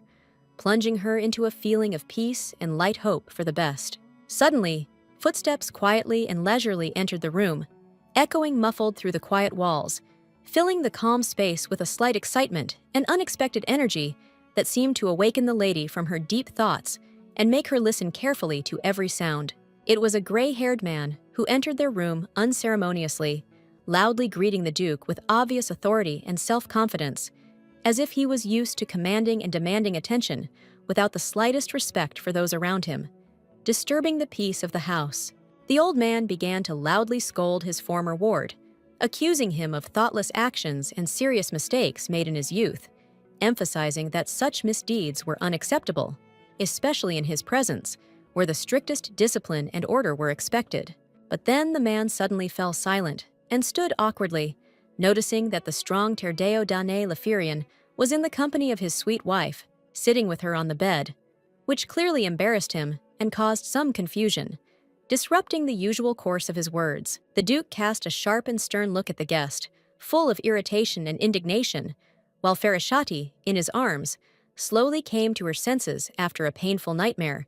trying to find peace and confidence in this new world for herself. The old man was in complete shock, as if time had stopped, and the maids standing behind him also looked on in confusion, with their eyes wide open and their mouths slightly open,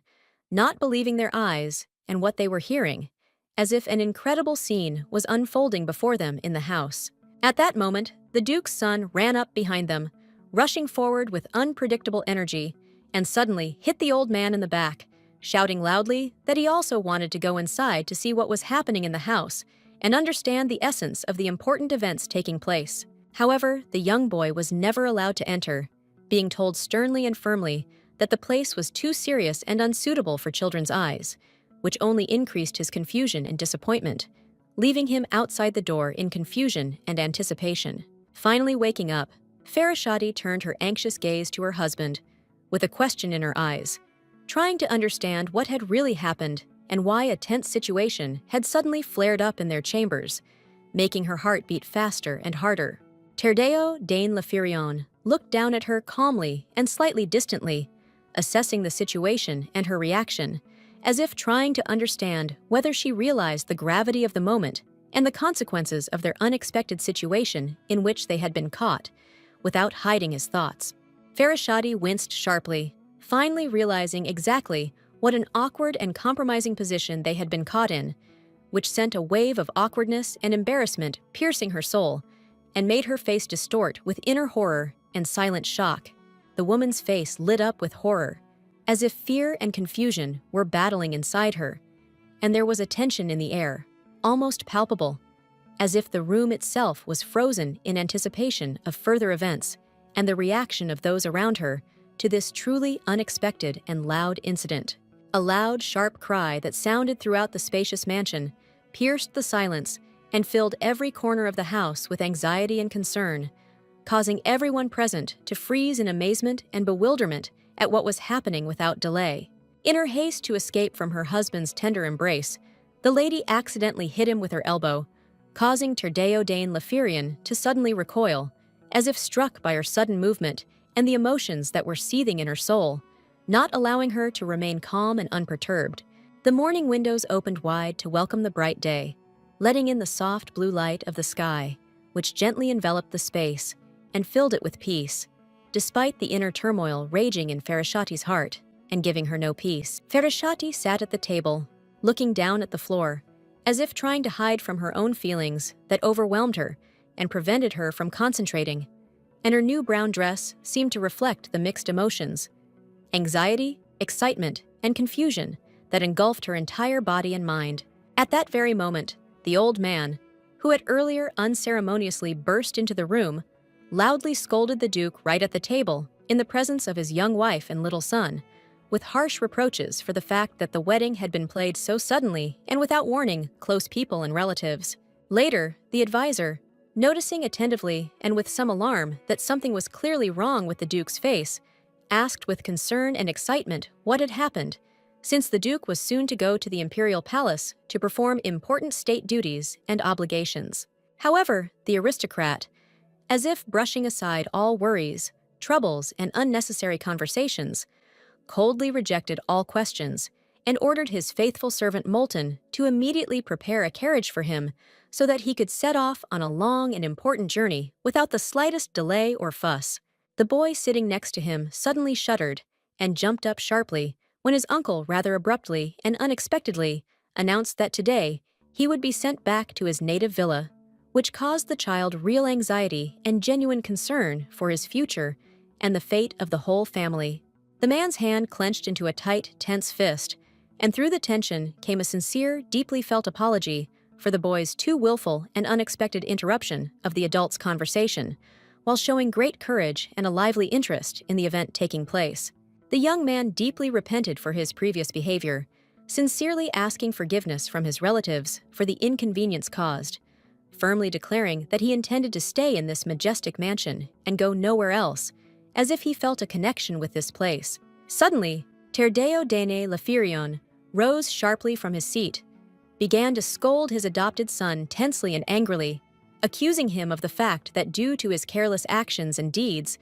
their carefully hidden family secret could be revealed, which could harm their entire family and position. Cepheus Sultan Lafirion, his head bowed in deep thought, listened attentively to the stern words of his uncle, who said that if he sincerely repents, then he should simply obey the order given without question and not create unnecessary problems. A tense silence reigned in the hall. The advisors, together with the aristocrat's new wife, silently listened to this conversation between father and son,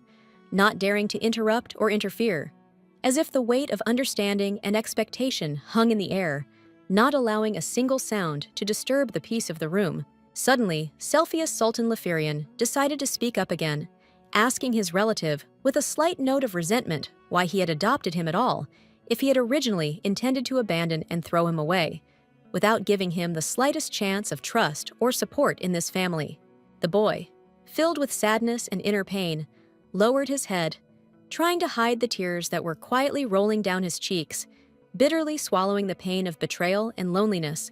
fighting with the surging emotions that almost broke his young soul. The lovely Farashati was surprised to notice, in the words of the sweet young man, that hidden pain and unwillingness to be alone,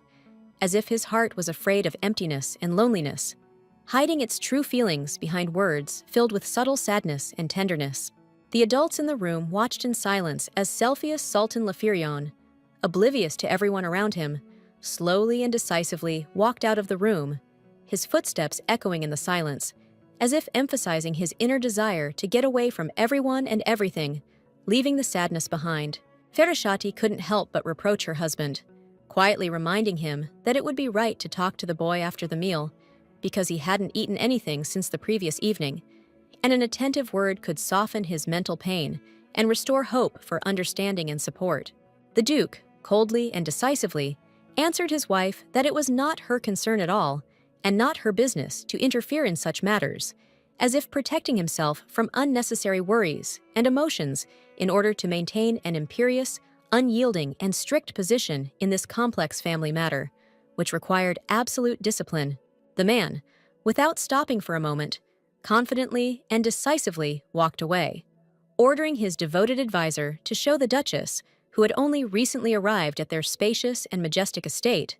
all the important and hidden corners, secret passages, and secrets of this large house. Looking closely into Mr. Moulton's eyes, the man sincerely and heartily wished him a successful journey and successful completion of the task, as if expressing hope that all matters would go smoothly and without complications, because a lot for the future of their family depended on it. In the long, bright, and majestic corridor of the mansion stood a lady and an old man, carefully examining the surrounding space. The old man slowly and in detail told and showed her numerous corridors, halls, rooms, and hidden secret places, as if opening the door to a new mysterious world. The man bowed politely to the lady, introducing himself and sincerely apologizing for his rudeness in the morning, explaining that he was simply alarmed and wanted to avoid misunderstandings, thus showing his respect and desire to establish good relations with the new guest. Moulton, with a kind and warm smile on his lips, introduced himself as the Duke's devoted assistant. His gray hair and deep wrinkles on his face spoke of many years of experience and faithful service, which immediately inspired confidence and commanded respect from everyone who met him. Farashati, showing good manners and respect for traditions, also bowed politely in response, asking that she be looked after properly and with all the requirements of etiquette, because it was important for her to feel comfortable and dignified in a new environment and with new acquaintances. The man, not wanting to scold himself anymore for his previous imprudent behavior towards her, calmly accepted the situation, and she, noticing his embarrassment, waved her hands and smiled, assuring him that everything was fine and there was no reason for great concern. The girl, having barely heard the quiet but confident words that she should address the gray-haired advisor without unnecessary formalities, because from now on he was officially under her command, froze in slight embarrassment, not knowing how to act correctly and what to say. Molten, wanting to support his new mistress and dispel the awkward silence, straightened his shoulders, bowed his gray head in greeting, and gave her a warm, reassuring smile that radiated respect, loyalty, and a willingness to serve impeccably at all times. Sweet Farashati, feeling how an attentive and benevolent gaze was directed at her, suddenly felt how a hot wave of embarrassment rolled over her cheeks, spreading a thick scarlet blush from her eyelashes to her neck, betraying her sincere excitement and tenderness. The man, with dignity and polite diligence, began to slowly lead the young lady around the entire vast and luxurious estate, opening the doors to spacious halls, majestic galleries, and cozy rooms, explaining in detail what was where, what this or that hall was for. When Farashati, carefully lifting the hem of her dress and casting curious glances around, inquired with interest where her husband was at that hour, Molten, without slowing down and maintaining a respectful tone, calmly explained that the Duke had urgently left for a planned meeting with the Empress. The lady, however, interrupted him gently but firmly, making it clear that this was not what she was interested in, and with an anxious earnestness that sounded like real pain, asked whether the Duke really had such a clear and alarming dislike for his adopted son, Cepheus Sultan Lefirion. The men's footsteps immediately became less frequent, echoing muffledly along the corridor, and soon stopped altogether on the cool marble tiles, reflecting the reflections of the morning light. And Molten, frowning and slightly biting his lip, turned his head slightly, as if not daring to immediately answer such a painful question. Molten, looking away and turning his back to the young lady, said in a restrained voice that the Duke did not at all hate the adopted boy, but only distanced himself from him over time, allowing his own doubts and duty to overshadow his feelings. Standing motionless by the window, the man, with difficulty choosing his words, explained that he had long and faithfully served the Lefirian house, knew a lot about their family's past, and therefore could judge the intricacies of the Duke's relationship with his adopted son not by rumors, but by experience and long-standing observations. Having listened carefully to everything, Farashati nodded sadly, agreeing that she too was aware of the family secret that generations of the Lefirian clan had been hiding, and although she did not yet know everything, she already felt how much pain and loneliness permeated the destinies of those who were connected by this blood. Cepheus Sultan Lefirian, unlike other children of his age and position, carried a rare and dangerous poison in his body from birth, which is why any strong emotions, fears, or worries resonated not only in his heart, but also in his body, with physical, sometimes unbearable pain. With restraint and attention, without interrupting, Farashati listened to Molten's explanation that it was for this very reason that the Duke had decided to send the boy to the village, away from the city palaces and unnecessary attention, so that he would not encounter irritating factors and could maintain inner balance. The old man smiled softly, almost paternally, at the young lady, as if wishing to dispel her inner anxiety and worry, and quietly said that she should not worry too much about such a delicate topic, because external impressions can deceive. He laughed softly, looking warmly towards the huge window, and with subtle irony in his voice added that Duke Lefirian, alas, had not been inclined to show warm feelings since his youth. His care was more reminiscent of gloomy severity or cold restraint. They continued down a long marble corridor, where tall windows cast glare on the exquisite moldings and heavy curtains, when Molten turned his head and calmly announced that their path lay further in the direction of the old ducal garden. Meanwhile, the lady, despite the change of scenery, the warm voice of her companion, and her attempts to concentrate on the beauty around her, could not get the image of the saddened boy out of her head, who had previously locked himself in his room, silently crying, holding back despair and pain. Walking forward along the long corridor, she could not understand why her great and powerful husband, the Duke, could not break down the walls of misunderstanding and disagreement, could not find the words to calm the boy and explain to him everything that was so important and necessary. Suddenly, Farashati turned around sharply, hearing a loud and piercing cry coming from the water, as if someone had unexpectedly fallen and hit themselves,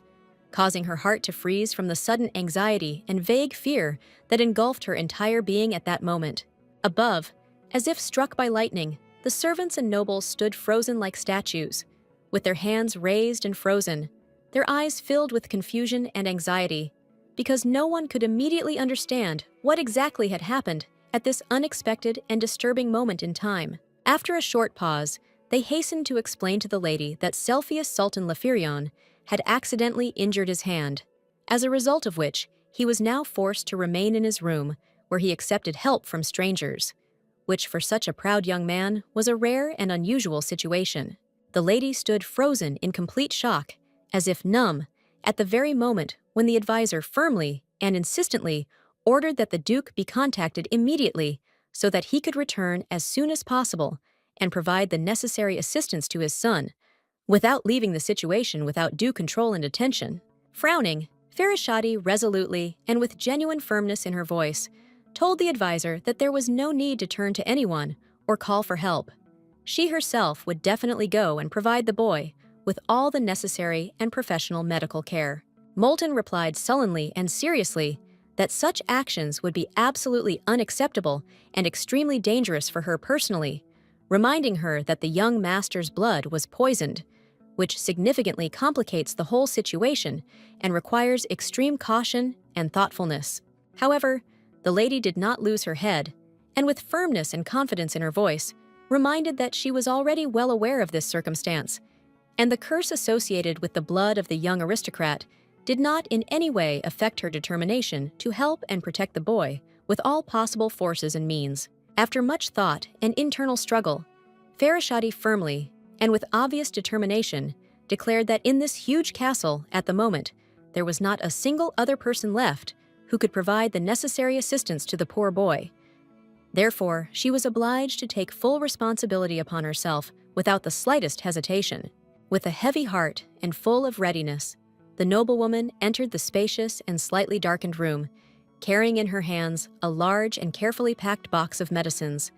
after which she quietly approached the bed where Cepheus Sultan Lefirion lay under a warm blanket, pale and exhausted. As soon as she crossed the threshold of the room, the door behind her slammed shut with a loud and distinct bang, echoing in the spacious hall and filling the space with a short but sharp sound that momentarily disturbed the silence and peace around. Suddenly, the boy, filled with fear and pain, abruptly threw some foreign object at the woman, while loudly and desperately screaming for her to leave immediately, and the lady, feeling sudden pain and tension, winced and clenched her teeth, trying to hide her true feelings. There was a heavy and awkward pause between them.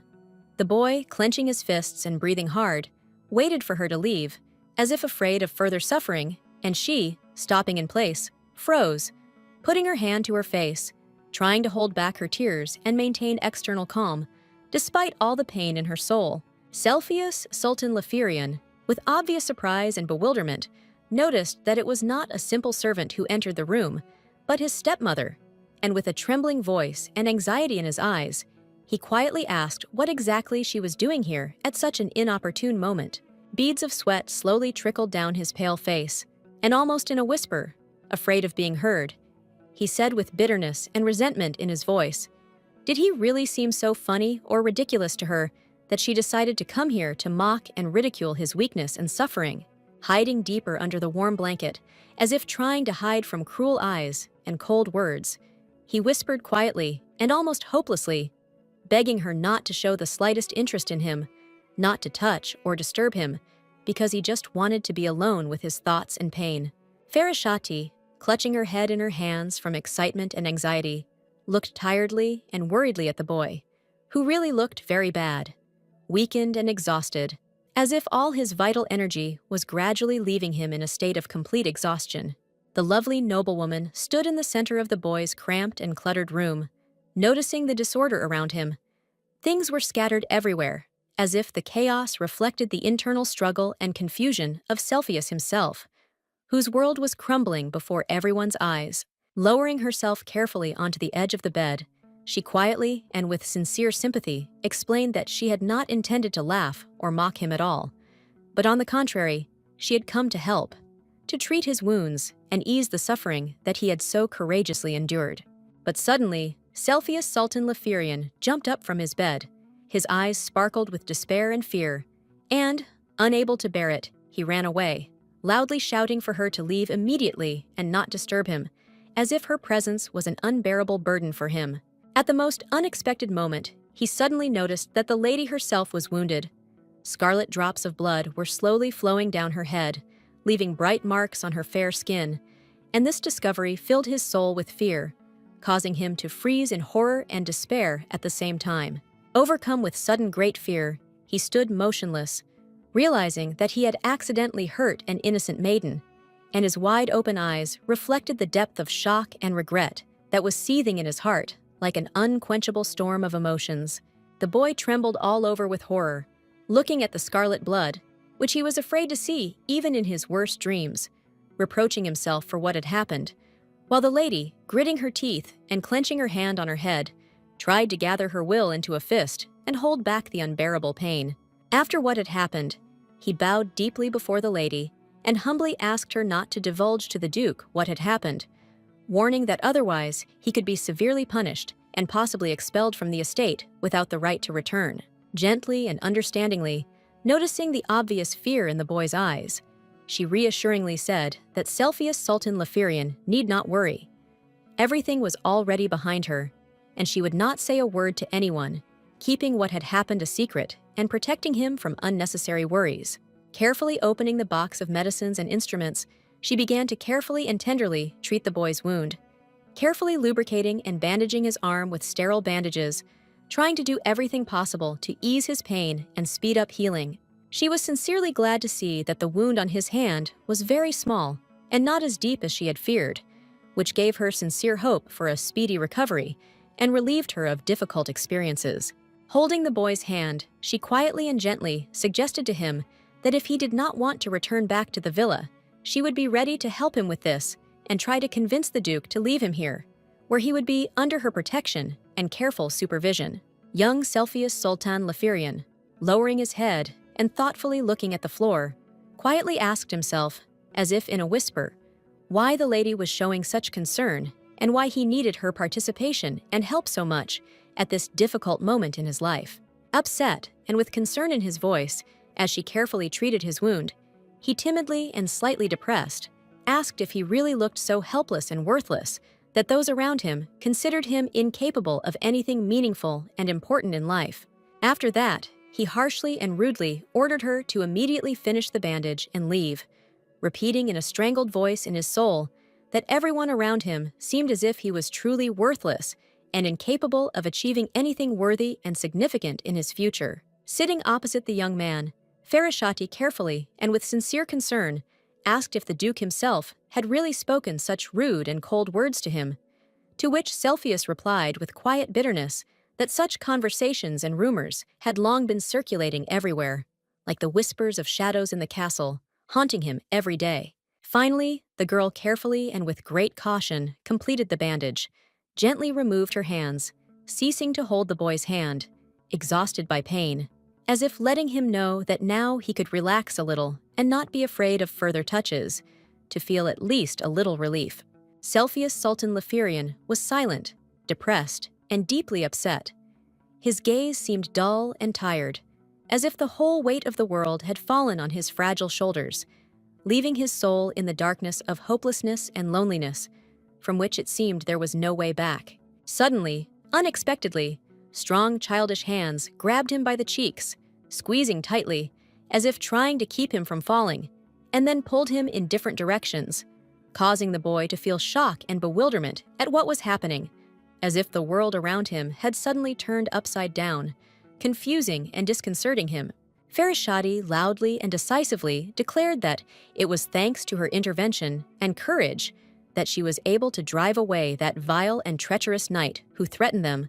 protecting the boy and defending justice in that difficult situation where every moment was worth its weight in gold. However, Cepheus Sultan Leferian did not share her opinion and believed that the true fear in the guard's soul was not directed at him personally,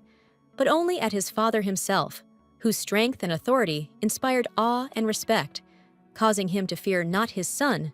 but his powerful parent. The lady shouted rudely and loudly, demanding that the young man immediately stop belittling his merits and achievements, stop devaluing himself, and finally begin to see in himself the strength and value that he deserves,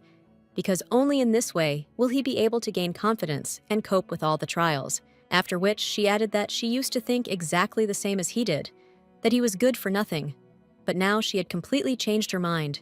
realizing how much stronger he was than he seemed, and how much hidden courage and dignity he had,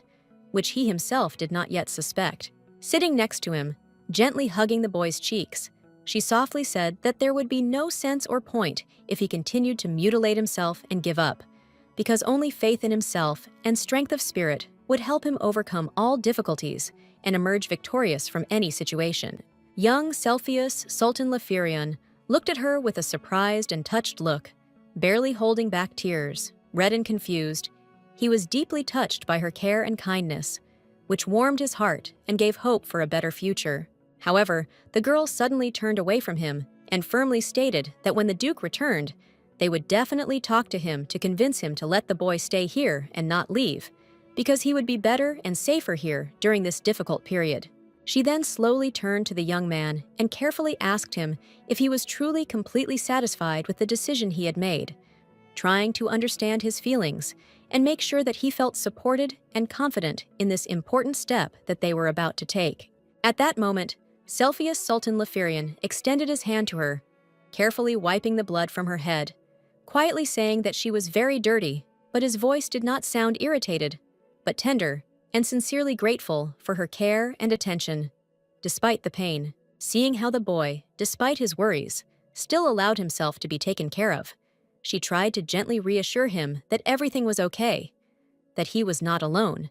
and that together they would definitely cope with all the trials and tribulations that lay ahead. Confused and slightly confused, the lovely Cepheus Sultan Leferian asked her with genuine curiosity what good could come from her having skin torn off and blood covering her body,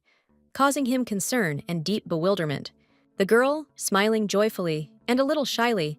answered him with tenderness and light warmth, feeling an inner warmth from the fact that he had now really begun to show care and attention to her, which filled her heart with bright feelings and quiet hope. Embarrassed by his stepmother's gentle and unexpectedly warm gaze, the young man blushed deeply,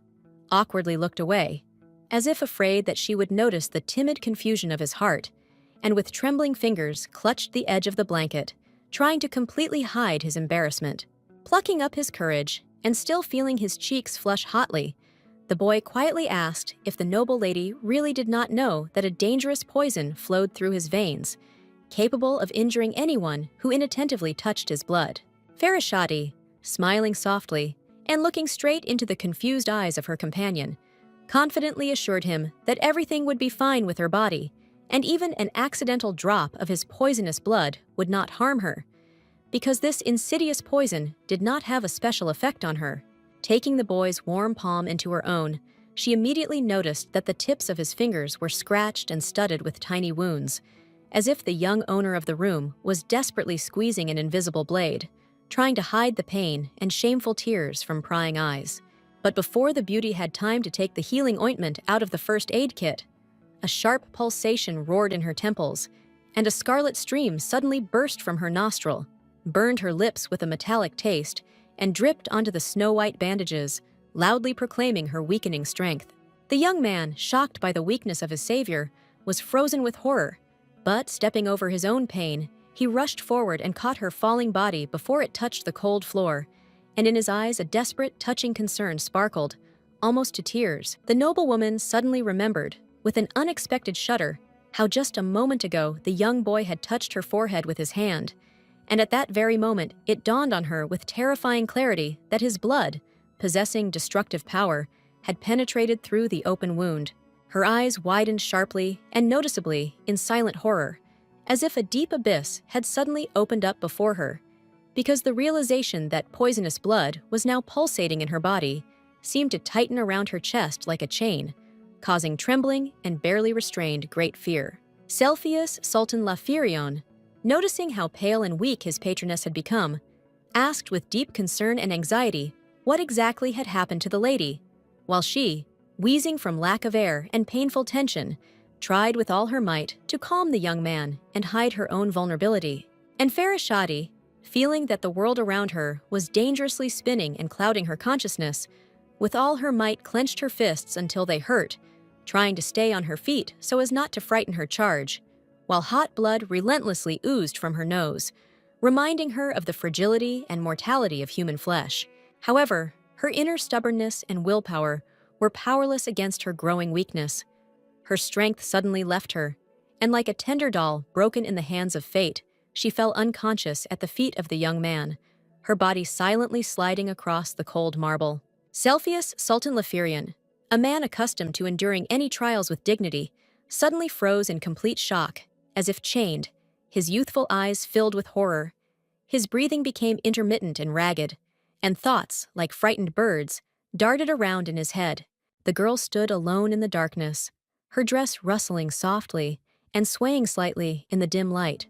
creating an atmosphere of mystery and vulnerability, as if she were a ghost lost in the silence of the night and the search for meaning that torments her tender soul. Waking up in her luxurious bed with silk curtains, the noblewoman found the duke, son, and advisor next to her, quietly and attentively watching her, as if waiting for the first signs of her awakening, ready to support and protect her at any unforeseen moment. Blinking, the beauty gradually came to her senses, looking around with growing interest and slight anxiety,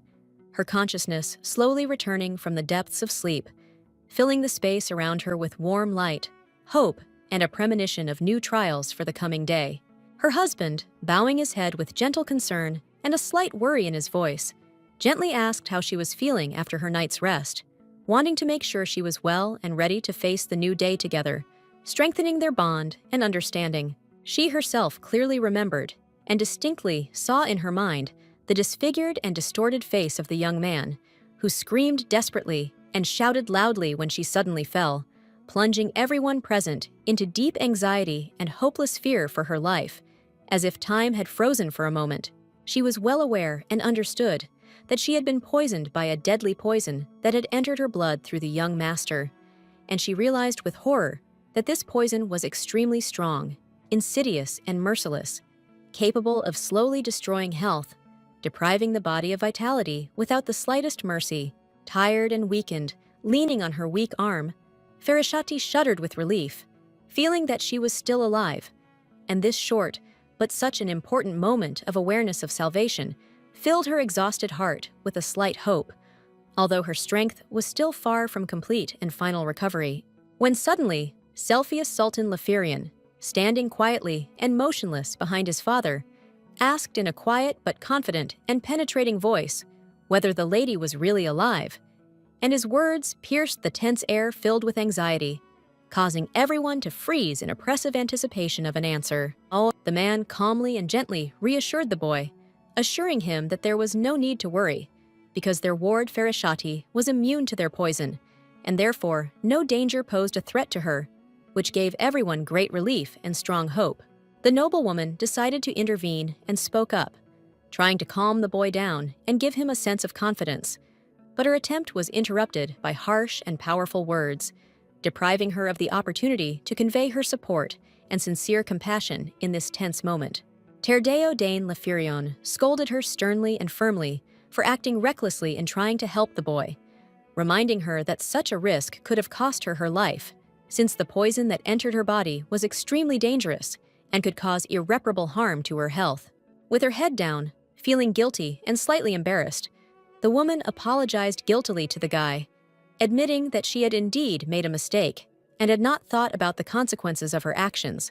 which made her seriously think about her responsibility and caution in the future. The uncle spoke to the boy in quiet, serious words, explaining that he now understood how poisonous and dangerous his blood was. But suddenly, the man fell silent, noticing the young man's violent and unpredictable reaction, which took everyone by surprise and deeply touched them. Cepheus Sultan Lefirion stood motionless, tears slowly rolling down his cheeks in large drops, and his head was lowered, as if the weight of the awareness of all the danger and responsibility fell on his young shoulders, causing him to experience the deepest pain and internal struggle. The shocked Duke stood frozen in place, watching his son with surprise and alarm,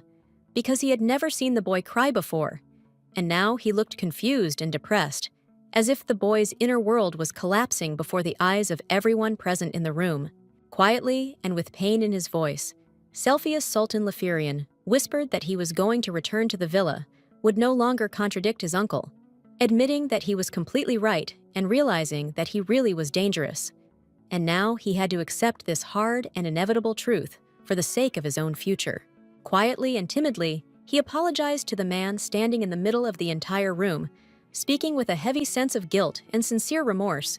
after which a deep and oppressive silence ensued, which seemed to fill the entire space around, leaving not the slightest sound. After these words, Cepheus Sultan Lefirion slowly wiped away his tears with the sleeve of his waistcoat, turned his back to those gathered, and without saying a word, walked away with a confident and decisive gait, leaving behind him a barely perceptible trail of sadness and hopelessness. Farashati, watching the boy leave, felt deep and sincere regret, and her face expressed warm sympathy and tenderness, as if she was trying to understand the full weight of his internal struggle and emotional pain,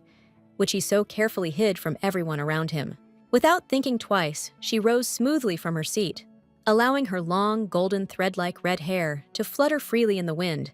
creating around her an almost fairy tale atmosphere of quiet determination and inner strength, ready for the upcoming important changes in her life. The lady suddenly grabbed the young man by the shirt, holding him tightly, not allowing him to take a single step further, as if with her gesture she was trying to stop his flight and force him to stay,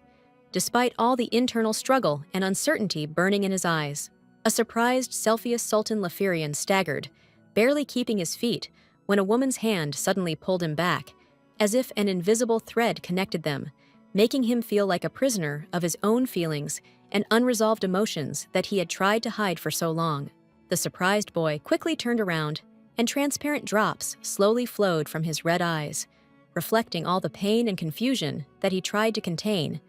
but which was now bursting out like an inexorable stream of emotions and experiences. Firmly and sternly, but with a hint of warmth in her voice, Farashati told him that everything was fine, that he could boldly tell his adoptive father whatever he wanted without fear of condemnation, because it was honesty and openness that would help them all find a path to mutual understanding and peace. The Duke, avoiding the gaze, looked away when a stern voice was heard, demanding that someone be sure to keep an eye on Cepheus Sultan Lefirion if he decided to leave. Otherwise, no one would be able to control the situation and ensure safety at any time. Farashati, angry and resentful, accused the Duke of failing to teach the child how to properly control his poison, rather than placing all the blame on the boy himself, as if ignoring his suffering and the internal struggle he was forced to endure in complete solitude and oblivion. She remembered the poor boy sitting quietly at the table, wishing only to be with his family at this important moment and not to leave them forever, feeling the cold of loneliness and disappointment piercing his young heart deeper than anyone could ever truly understand. Sharply and without a shadow of a doubt, she asked the Duke a question that sounded like an accusation. Did he really want to isolate the boy, cutting him off from his family and from life, depriving him of the opportunity to grow up as a full and happy person in the circle of close and loved ones? In complete shock and obvious bewilderment, the charming aristocrat asked what exactly she meant by claiming that he had kept the young man in captivity, as if afraid to admit his own mistakes and the consequences of his decisions, on which the fate of the poor child depended. The advisor, with restraint and wisdom, recommended that the gentleman first listen to his wife, without rushing into accusations and threats, because this was the only way to understand the true motives and feelings hidden behind her words, and not create new conflicts without reason. The woman's hand still held the boy's shirt tightly, as if not wanting to let him go, and making it clear that he was needed here. that leaving was not possible now, and that this was where he had to stay to feel the warmth and support of his family, which he had so lacked before. Young Cepheus Sultan Lafirian, also in shock, listened attentively to his new stepmother, who sincerely asked his father to first listen to the boy and give him a chance to stay here, in the family, where he would be understood and supported in difficult moments of life. Suddenly, the aristocrat slowly approached the lady, leaned so close that she, seized by surprise and a slight trepidation, froze, as if in slow motion, not expecting such an unexpected and close approach, which disturbed her inner peace and quiet. In a quiet, almost whispering voice, he spoke words of concern and warning into her ear, explaining that she could not be absolutely sure that what had happened would not happen again, because it was quite possible that the event could happen again, and then her life would be in serious danger. Ferishati, overcome with fear and feeling cold sweat break out on her forehead, replied, looking with alarm and genuine concern, that even the Duke was a danger to her, and therefore she intended to be extremely careful, trying to avoid any consequences that could harm her. Suddenly, unexpectedly for everyone, the Duke's son, gathering all the courage in his soul and feeling the weight of the moment, slowly and confidently raised his voice, addressing his adoptive father, trying to convey his sincere feelings and an important message, full of hope and determination. The boy, trembling with excitement and internal struggle, extended his hand forward, as if offering a symbolic gesture of reconciliation and trust, expressing a desire to be heard and accepted, trying to show that he was ready to compromise for the sake of the future and peace in the house. Then the boy stood before his stepmother with a proud and firm expression on his face. His voice sounded decisive and confident as he declared that he really wanted to stay in this house forever, to become part of the family and live here despite all the difficulties and trials of fate. The fear and anxiety hidden behind the steadfastness could be read on the young man's face, but he sincerely promised that he would use all his strength and all his will to learn to control the dangerous power of his poison without causing harm to his loved ones and keeping himself in harmony. The Duke stood for a moment in silence, his head bowed, deeply focused on every word his son said, trying to understand the meaning of what was said, experiencing a storm of conflicting emotions in his soul, anxiety and hope, which fought for supremacy in his heart. The nobleman's hand, trembling with excitement and anxiety, rose nervously as he addressed the boy with a caring question, asking if there was anything important he needed to take from his things located in the country estate, so that everything would be prepared for his comfortable stay here. At first, the boy did not immediately understand what exactly the Duke was talking about. His face expressed slight confusion, but then, realizing the true meaning of the words, he was sincerely happy, because now he was allowed to stay, and this decision filled his heart with joy and relief. Terdeo Dane Lafirian, noticing the change in mood, spoke seriously, warning that the boy must be extremely careful and cautious so that no outsider would ever learn of the existence and true strength of his poison, which could lead to irreparable consequences. After a short thought, the Duke raised his imperious palm and, turning to his devoted advisor, solemnly ordered that spacious apartments be urgently arranged for the young and sweet Cepheus, so that he would feel welcome in their home and quickly forget his worries. The aristocrat's assistant, beaming with a welcoming smile, quietly called the young gentleman to him and informed him that they would have to immediately go to the capital's master tailor in order to create a new wardrobe of luxurious fabrics for the heir. Soon, exchanging a last glance, they slowly left their chambers, and their light steps died away in the distant corridor, where silence reigned, colored by the rustling of carpets, the aroma of candles, and the coolness of the night air that penetrated through the half-open windows. Ferishati, allowing a warm and gentle smile to blossom on her face, watched in delight as the happy child disappeared through the door, and behind her, like an invisible support, stood her husband, the Duke, attentively listening to every breath and sharing the joy of the moment. Suddenly, breaking the tense silence that hung in the room, Terdeo Dane Lafirian spoke with cold restraint, fixing his gaze on his wife, and asked why she was so unusually interested in making that boy truly happy. Lady Ferishati slowly raised her head, her eyes dimming for a moment from the thoughts and mental pain that flooded her, and she silently considered a possible answer, as if memories were struggling inside her that she did not want to disturb but could no longer hide. After a short pause, she looked away towards the window, sighed with quiet sadness, and muttered barely audibly that she had simply suddenly remembered her youth, her loneliness, and the pain she had experienced as a child, and therefore could not help but feel compassion for the poor child. Cepheus Sultan Lafirian looked truly happy. His eyes were shining with joy. There was a slight blush on his cheeks, and he smiled sincerely, like a child who was given something dear to his heart for the first time. Warmth, acceptance, and real care. Farashati looked down at her graceful, almost transparent palm, remembering how just recently a scarlet trace of the poisonous blood of the ducal family had been imprinted on it,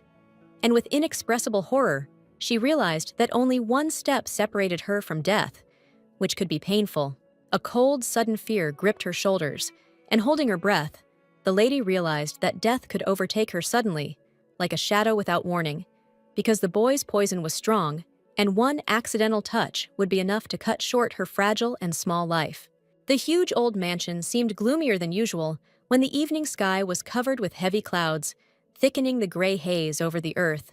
and it seemed as if the building itself was holding its breath in anticipation of something alarming and inevitable. Several long and difficult days had already passed, and Farashati was sitting quietly in her office, having a detailed and important conversation with a wise advisor,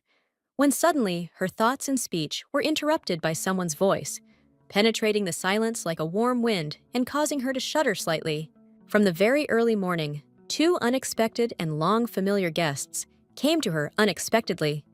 Two girls with unusual bright blue hair, whose appearance was a surprise for her, but at the same time an intriguing sign after the recent disturbing events with the boy. After all the terrible things that happened to the boy, Farashati made every effort to get used to and adapt to this new home as quickly as possible, and she finally had her own cozy workplace where she could collect her thoughts and make further plans. Unfortunately, not all of the Duke's family greeted her arrival with genuine joy and warmth. When they first met, the atmosphere was filled with tension, mistrust, and caution, which became more and more noticeable with each subsequent meeting, darkening the relationship. The nobles looked at her with obvious discontent and wariness, attentively and coldly, not allowing themselves the slightest smile, as if every step she took and every word she spoke caused doubts and hidden internal resistance in them,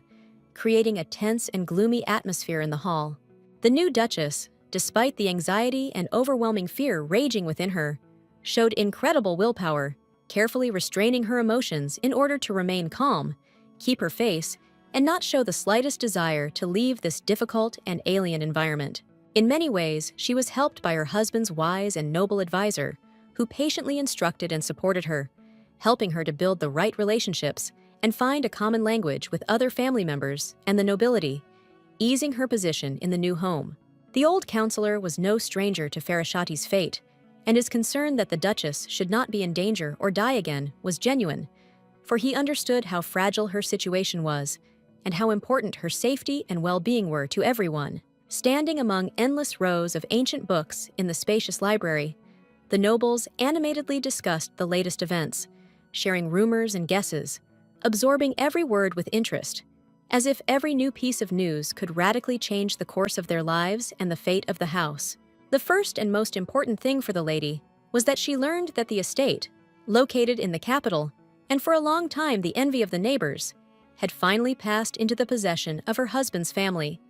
And all this happened by the will of the Duke himself, which meant new opportunities and inevitable trials. The eldest son of the advisor was responsible for the management of the house in the capital, who supervised all affairs with great responsibility and diligence, acting as a Grand Duke, conducting negotiations and resolving issues through numerous letters, maintaining order in the power of his family. The relationship between the aristocrat and the empire was complex and ambiguous, and did not amount to simple hostile confrontation or unconditional friendship. Rather, it was a subtle diplomatic game in which mutual recriminations and cautious respect were intertwined. The second important fact was that none of the numerous servants and the immediate circle of the family were aware of the terrible curse that was hidden in the history of the owners of their estate, and this knowledge was kept as a carefully hidden secret,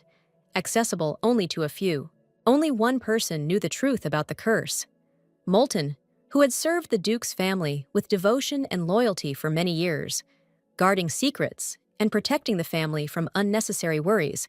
understanding the full responsibility placed on him by fate. Recently, the youngest daughter of the great Moulton family entered the knightly order of the Duke with pride and determination,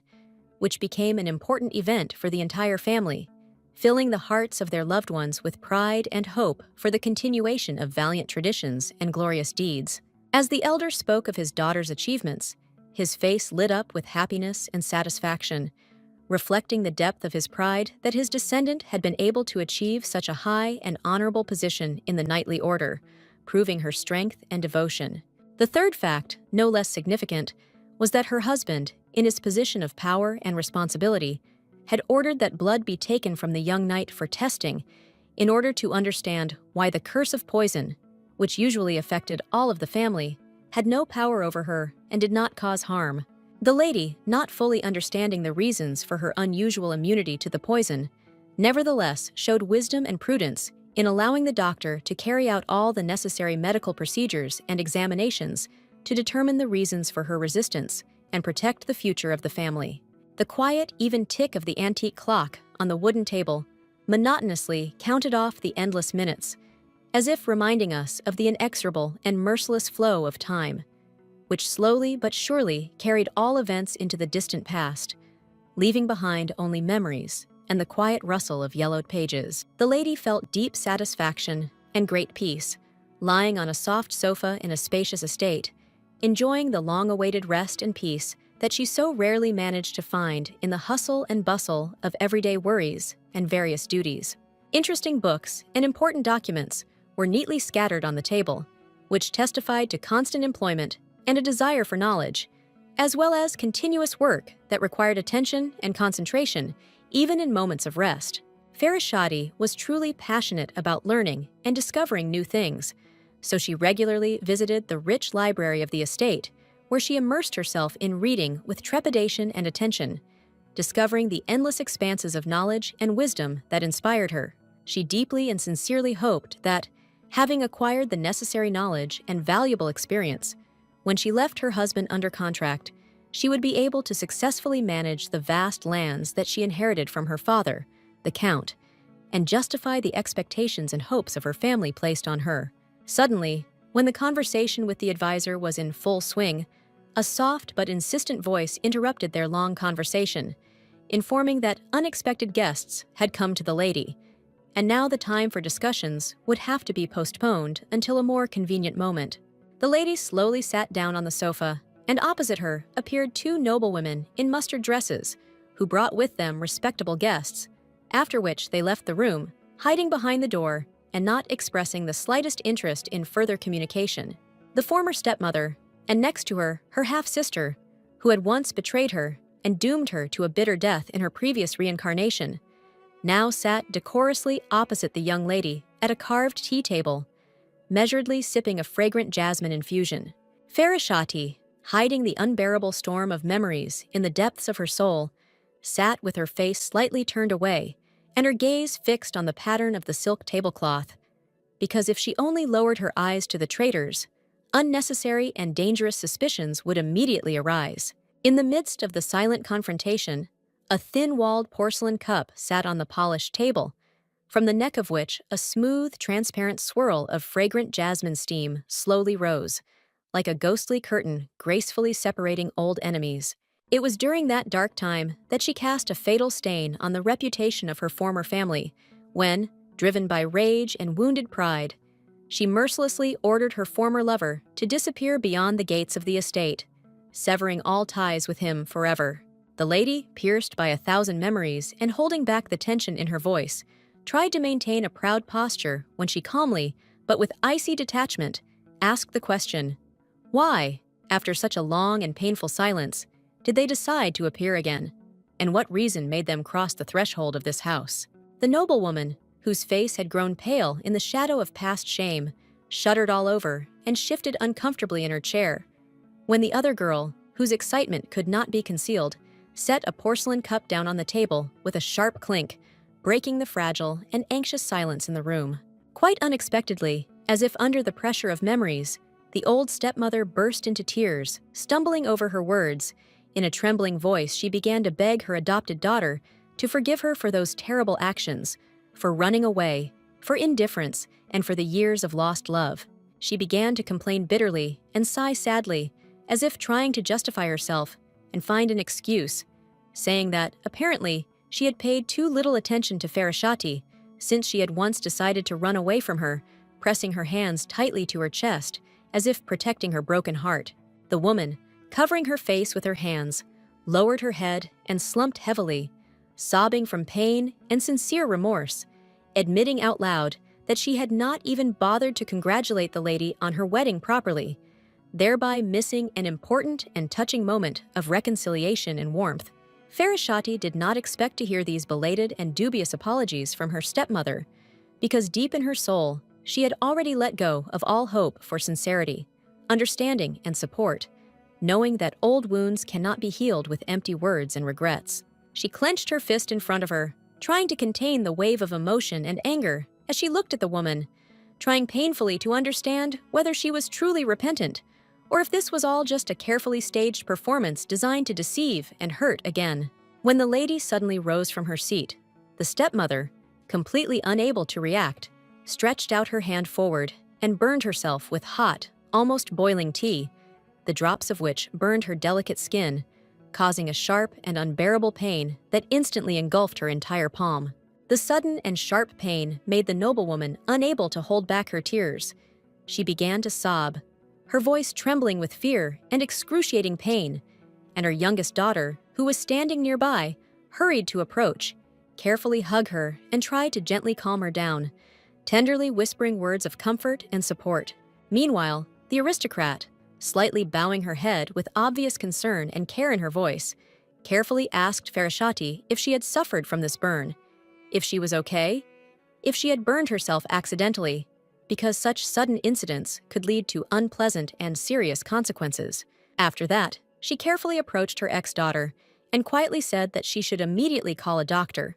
carefully wipe the burnt area, and also clean up the spilled tea to prevent the formation of a painful burn and avoid further unwanted complications. This calm and caring manifestation brought back sweet and warm memories from Farashati's distant childhood,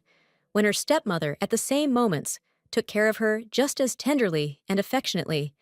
as if she were an important thing that required careful treatment and protection from all adversity. However, the spilled tea and the unexpected situation itself still caused deep suspicion and anxiety in Farashati's soul, as if there was an elusive thing hanging in the air,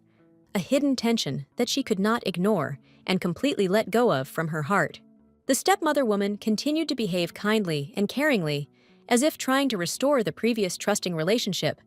but Farashati, despite these warm words and actions, could not trust her unconditionally, remaining wary and cold. Drops of the hot drink slowly and continuously flowed down from the table, leaving wet marks on its glossy surface, as if reminding of the recent incident that had abruptly broken the fragile peace in the room and forced everyone present to hold their breath, frozen in anticipation. The aristocrat was already deeply confused and did not know who to trust at this difficult moment, doubting not only those around her, but also her own sanity, as if an inner voice was treacherously whispering to her about possible danger and hidden betrayal. Sweat slowly and in drops flowed down her face. Her lips were tightly pressed, reflecting all the uncertainty and excruciating fear that was hidden deep in her soul, and revealed the true feelings that she tried her best to hide from prying eyes. But they were too obvious and clear. One of the maids at this time, not paying much attention to what was happening,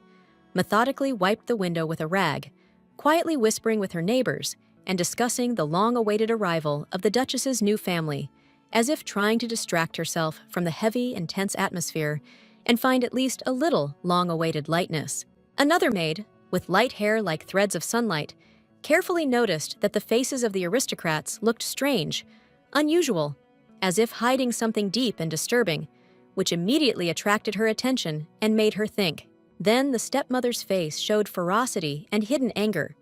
clearly revealing the internal tension and storm of emotions, while her daughter smiled with icy mockery, as if she and her neighbor had come to visit not a kindred spirit, but sworn enemies, which only increased the strangeness of what was happening. As a result, the maids, carefully observing every movement and facial expression, came to the firm conclusion that the rumors were true. The Duchess really had exiled her family in order to personally control the entire inheritance, leaving no room for doubt or dispute. The maids continued to animatedly discuss their new mistress, convinced that she had selfish motives regarding the Duke's family, since she was already actively interfering in their family and political affairs,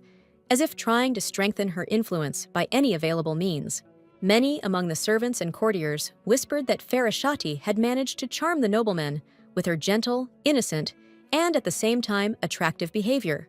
which seemed so natural and sincere that no one could resist her charm. The maids, smiling and exchanging glances, continued to animatedly discuss their mistress, convinced of her incredible strength and cunning, because she was able not only to defeat the princess herself, but also to win the heart of a noble aristocrat, which seemed almost impossible for an ordinary girl from their circle. Suddenly, the ladies in the room froze in horror and confusion as the door swung open and a man with a stern, commanding expression entered, sternly asking what exactly they were talking about at this tense and anxious moment. It was Cepheus Sultan Lafirian himself, a majestic and powerful man who walked confidently into the room, looking intently and sternly at the maids, as if evaluating their every word and action, not allowing a drop of disobedience or frivolity. While the maids stood in awkward silence, they came here with the purpose of serving freshly brewed aromatic tea to the mistress and her dear guests, trying to fulfill their duties even in the atmosphere of tension and hidden fear that reigned around. And suddenly, the younger sister, overcoming her shyness and inner embarrassment, plucked up her courage and quietly but decisively raised her voice, asking Farashati when exactly she first met the Duke, causing a slight tension in the air and attracting the attention of everyone present in the room. The stepmother, nervously running her fingers over her daughter's dress, tried to convince everyone that the main thing in this story was not at all what they were talking about, but something completely different, much more important and significant, requiring attention and understanding. The woman skillfully turned the conversation to another plane,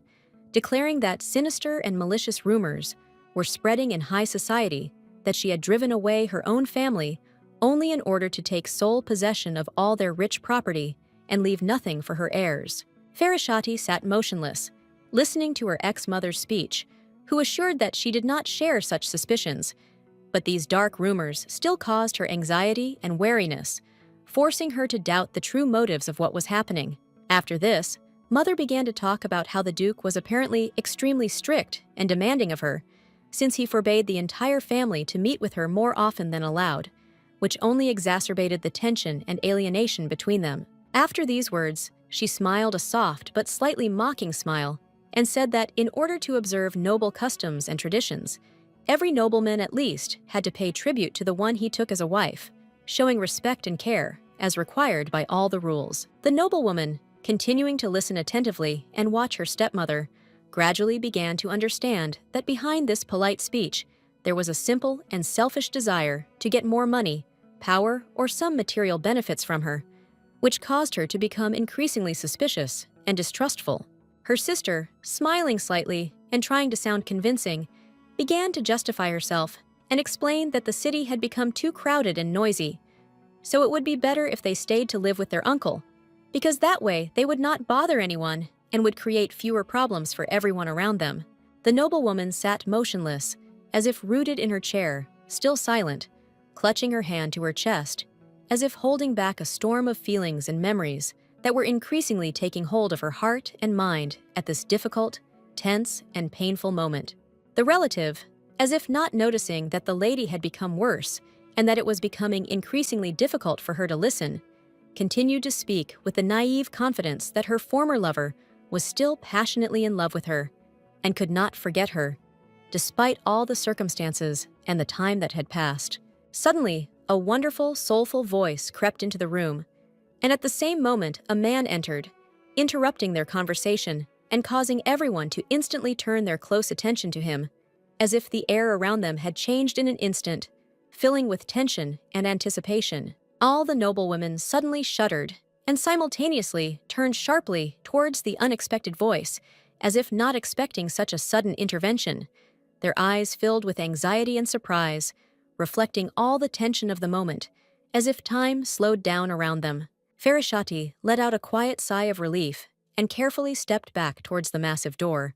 watching the proceedings with wary attention, as if preparing for any developments that might follow this sudden appearance. It was Cepheus Sultan Leferian, a boy with a stern and sullen expression on his face, who looked sternly and unfriendly at the guests, as if immediately making it clear that he did not intend to tolerate any disobedience or unnecessary talk here, ready for any development of the situation. The guests in the hall immediately rose from their chairs, deeply honoring the boy with an elegant bow, demonstrating their respect and understanding of the importance of the moment, realizing that his appearance could radically affect the course of the conversation and change the course of future events. The boy, with a shadow of malice in his voice and coldness in his eyes, said sharply and accusatorily that it seemed to him that they had come here solely for the sake of self-interest, for the Duchess's money and the intention of undermining the authority of the Duke himself, which caused discontent and suspicion. The beautiful lady's younger sister shuddered and seemed to reveal the truth that everyone had been trying to hide. Her gaze flashed with sincerity, revealing hidden emotions and inner experiences that had long been hidden behind smiles and polite words. The boy, without wasting any time, rushed to the Duchess with concern in his voice and concern in his eyes, asking if she was okay and if he was ready to help or protect her in this difficult and confusing situation, showing his devotion and determination. With a wary and worried tone in his voice, he noticed that the lady was all sweaty and looked noticeably ill, as if heavy tension and hidden worries had literally drained her strength, causing his heart to clench with anxiety for her condition and future fate. The noblewoman, in an elegant, slightly slit dress, immediately protested sharply, indignantly, declaring that they had done absolutely nothing to the Duchess and had no malicious intent, trying to defend their honor and justify their behavior in front of everyone present. The stepmother, with a caustic smile, declared that she had come here solely to visit her daughter, trying to give her meeting an innocent and harmless tone, hiding the true motives and inner feelings that lay behind these words. Cepheus Sultan Leferian clearly did not believe their excuses. His gaze was cold and distrustful, and his body was tense, as if he was standing guard and was ready to protect the Duchess at any moment, defending her from any threats and betrayals lurking in this hall. Eventually, both ladies were urgently ordered to leave the room, as the condition of the lovely Farashati had worsened and her health required immediate care and attention, which forced everyone around to take urgent action and change the course of events. The ladies, having left the room, slowly walked away, leaving the aristocrat alone in silence, where she remained alone with her devoted and attentive son, who was constantly nearby, like a caring guard, ready to support her at any moment. When the great noise and bustle disappeared, the sweet girl felt how the hand pressed to her chest became lighter, and her breathing became freer and more even, as if with the departure of the noisy and tense family, the long-awaited peace and tranquility had finally reigned in her soul. A moment later, she slowly turned to the young boy, smiled tenderly, and expressed deep gratitude for his timely help, noting his care and attentiveness, which at this difficult moment turned out to be her salvation and support. The young man, blushing with embarrassment from the unexpected praise and sincere gratitude, modestly admitted that he had only overheard a casual conversation and had hurried to her out of sincere concern and care, wanting to make sure of her well-being and safety. After a short pause, like a true gentleman, he politely and courteously said that if young Farashati did not object, he would be happy to accompany her to her room to ensure her safety and give her peace of mind on the long and quiet journey home. The two of them walked slowly down the long corridor where the subdued light softly reflected off the cold marble walls, and the velvety carpet underfoot dampened every step, creating an atmosphere of secluded and almost intimate conversation, filled with slight anxiety and anticipation. The young and lovely lady walked confidently forward on the blue carpet, lost in her thoughts, remembering that when her foster family was nearby, she suddenly began to choke, feeling a strange pressure in her chest that did not leave her even after some time. Cepheus Sultan Leferian noticed a shadow of sadness and thoughtfulness flicker across the noblewoman's face, and, Trying to distract her from her gloomy thoughts, he gently asked if she knew that a grand festival was soon to take place on their estate, which promised to bring joy and change. After a short pause, keeping his voice calm and confident, he explained in detail that the festival was solemnly held in honor of the great victory of the Duke and Emperor in the recent bloody war, symbolizing the triumph and unity of their people. The beautiful Farashati listened attentively and with genuine interest to every word, while carefully placing her hand on her chest, as if trying to feel the full depth of the significance of this event, realizing the importance of the holiday for the empire and its history. Indeed, every year in the spring, the empire held a large festival dedicated to this glorious victory, and the solemn ceremony lasted a whole week, filling the streets with joy, light, and splendor, which delighted all the residents and guests of the capital. In the past, Farashati often attended festive celebrations with her beloved, and these priceless moments filled her heart with true happiness and bright dreams of a wonderful future, where joy and love would always be there, warming her soul in the darkest days. Suddenly, the boy spoke again, asking a deep and moving question with a hint of incomprehension, thinking out loud, why, if the war had ended long ago, the empire continued to celebrate the victory with the same pomp, as if it were still fresh and lived in the memory of the people, not letting them go. He tried to convince young Farashati to think about the fact that during those difficult years of war, many children lost their parents, and for them,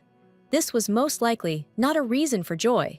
but bitterness and sorrow that could not be forgotten or turned into a holiday. But the young man's deep and disturbing thoughts were suddenly interrupted by his stepmother, who, with a gentle smile and soft voice, addressed him with the words, "My captive" and "my baby," trying to dispel the dark clouds of doubt and fill his heart with the warmth of care and tenderness, like a warming light. The lady, with a soft and gentle smile on her lips, quietly said that she perfectly understood all the feelings that were raging in the young man's soul,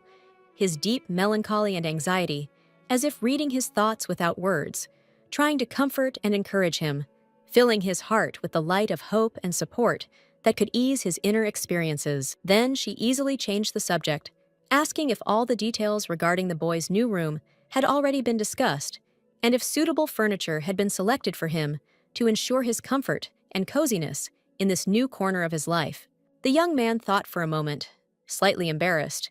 and then, with a slight smile and a hint of shyness, he offered to show his new mother his quarters,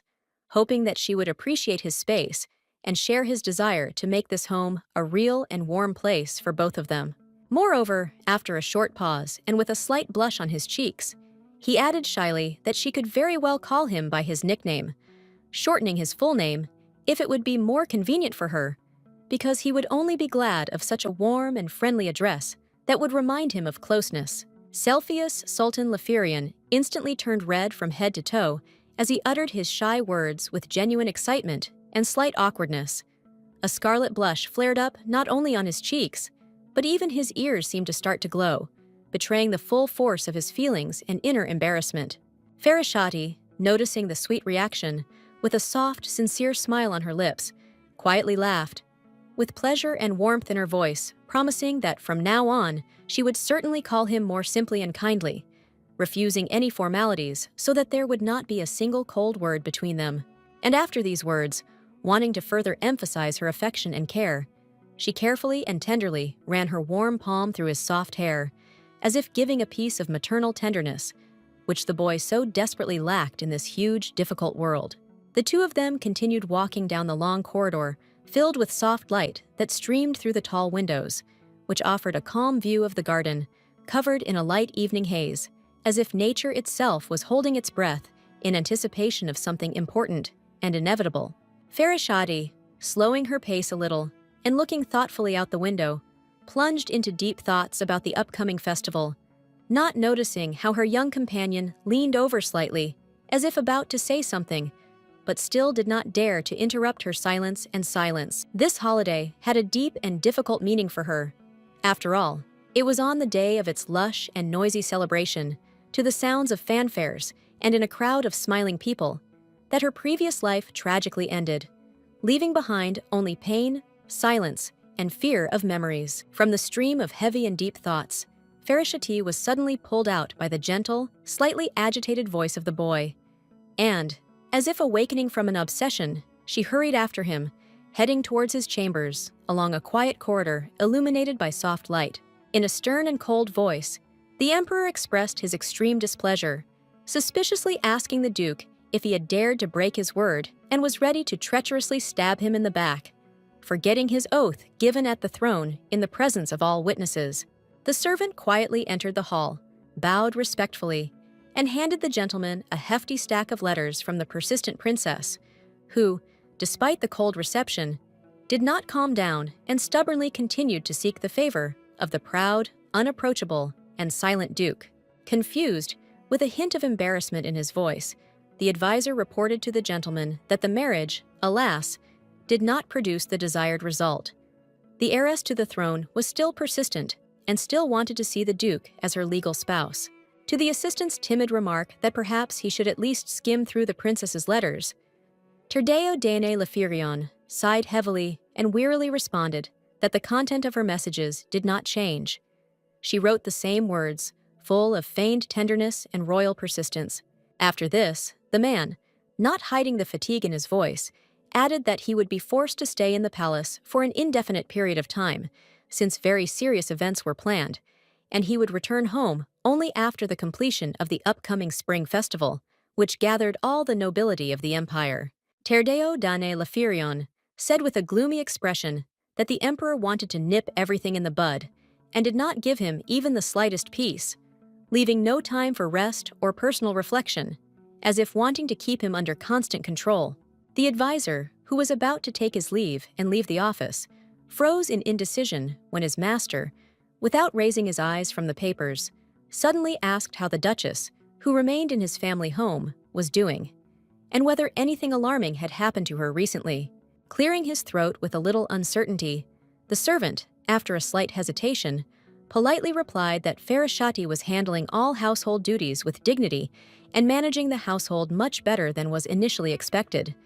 demonstrating maturity and responsibility in every matter. The tea slowly rose in the cup and reflected the soft light of the candle, when the servant explained in detail how the duchess had recently been visited by her foster family. But, according to his observations, absolutely nothing serious, alarming, or capable of causing any concern had occurred during their visit. Moulton added with a slight smile that apparently everything went quite calmly and without the slightest conflict, so there is no reason to worry about the condition of the duchess, her health, or the atmosphere that reigns in her entourage at the present time. However, Terdeo Dane Lafirion sternly and decisively stated that henceforth his advisor must exercise the utmost care and caution when dealing with any visitors to the duchess, even if it was her own family, in order to avoid possible undesirable consequences and intrigues. The man paused for a moment, thinking about the question the servant had asked regarding his intentions to divorce his wife again, and his eyes briefly showed weariness and inner conflict, reflecting the weight of making such serious decisions. Suddenly, Moulton made a decisive statement that if Terdeo really wanted to appear as an honest and fair person, he should seriously consider showing more respect and tenderness to his wife, stop hiding in his office, and start spending more time with her. Indeed, Terdeo Dane Lafirion could hardly remember the last time he had truly spent precious time with his wife, pushing aside the papers as if trying to drive away the sadness and obsessive thoughts about the past that was slipping away from him. His hand reluctantly pushed the documents aside as he became alarmed at the malicious rumors that were beginning to spread through high society, like the ominous whisper of the wind, that his feelings for Farashati were cold and far from true love, which was undermining his authority and family happiness. Suddenly rising from his seat, Terdeo Dane Lafirion firmly and decisively stated that the first priority for Moulton would now be to take immediate action to stop the circulation of this offensive article in their newspaper in order to restore honor and stop further gossip. After the words of Terdeo Dane were spoken, Lafirion slowly and thoughtfully rose from his chair, leaving behind all the weight of worries and painful thoughts, and with a confident but quiet gait headed towards the exit, as if trying to get rid of the oppression of heavy thoughts that did not give him peace and rest to his soul. Before the Duke left the room, his devoted servant, full of sincere concern and deep anxiety, gently asked whether his master had suffered from painful insomnia during these long and troubled nights, expressing a desire to help and alleviate the condition of his master. Terdeo Dane Leferian did not give a direct answer, but his silence was more eloquent than any words, and, realizing this, Moulton gently promised that he would prepare a special tea for the gentleman for the next day, which, perhaps, would help him find peace and a good night's sleep. The long and gloomy corridor of the palace estate stretched endlessly forward, devoid of even a single window, and in this oppressive semi-darkness, any glimmer of light was mercilessly hidden, creating an atmosphere of hidden silence and heavy thoughts, emphasizing the solitude of Terdeo Dane Leferion. Terdeo Dane Leferion walked slowly, his head down, as if the weight of fatigue and bitter thoughts literally fettered his neck, and his gaze, tired and clouded, did not see anything around, immersed in his own dark experiences and doubts. Outside the window, a storm was raging furiously. The torrential rain poured down in an endless stream, and the peals of thunder tore through the sky, creating a frightening atmosphere, as if nature itself was reflecting the confusion and anxiety that tormented the soul of Terdeo Dane Leferion in that dark hour. Passing by a window in a long and gloomy corridor, Terdeo Dane Leferion could not resist glancing at the dim reflection of his own figure, which rippled and played on the wet glass, as if reminding him of the depth of his inner turmoil and thoughts. It suddenly became clear to him, as if in a nightmare vision, that the rain outside the window had turned into a thick, bloody stream, like drops of scarlet blood slowly and ominously falling from the dark sky, reminding him of the terrible times and the endless sacrifices made on the battlefield of a cruel and merciless war. Suddenly, he clearly saw how an arrow, shot by a well-aimed and experienced hunter, quickly pierced the air with a dull whistle, like a symbol of sudden danger and mortal threat that always haunted those who stood on the thin line between life and death in endless and merciless battles. Memories of bloody and fierce battles, full of pain and loss, flooded him with violent force, causing his heart to clench with bitterness and regret for the losses and suffering that remained forever in his memory, like deep scars left on his soul forever. The Duke's face was stained with the thick, dark blood of his fallen enemies, the traces of which told a terrible story of brutal and uncompromising battles, courage, and an unbreakable will to live, reflecting his unwavering determination and inner strength in the most dangerous moments of his fate. The man, burying his tired and pain-filled gaze in the cold glass of the window, thought deeply, plunging into the dark depths of memories, where cruel nightmares of the past mercilessly tormented his mind, leaving not a moment of peace, like shadows that deprive him of hope for oblivion and long-awaited peace. Then, gathering the last of his strength and determination, he slowly and confidently continued his way along the gloomy and deserted corridor, where thick darkness enveloped everything around, as if absorbing light and hope,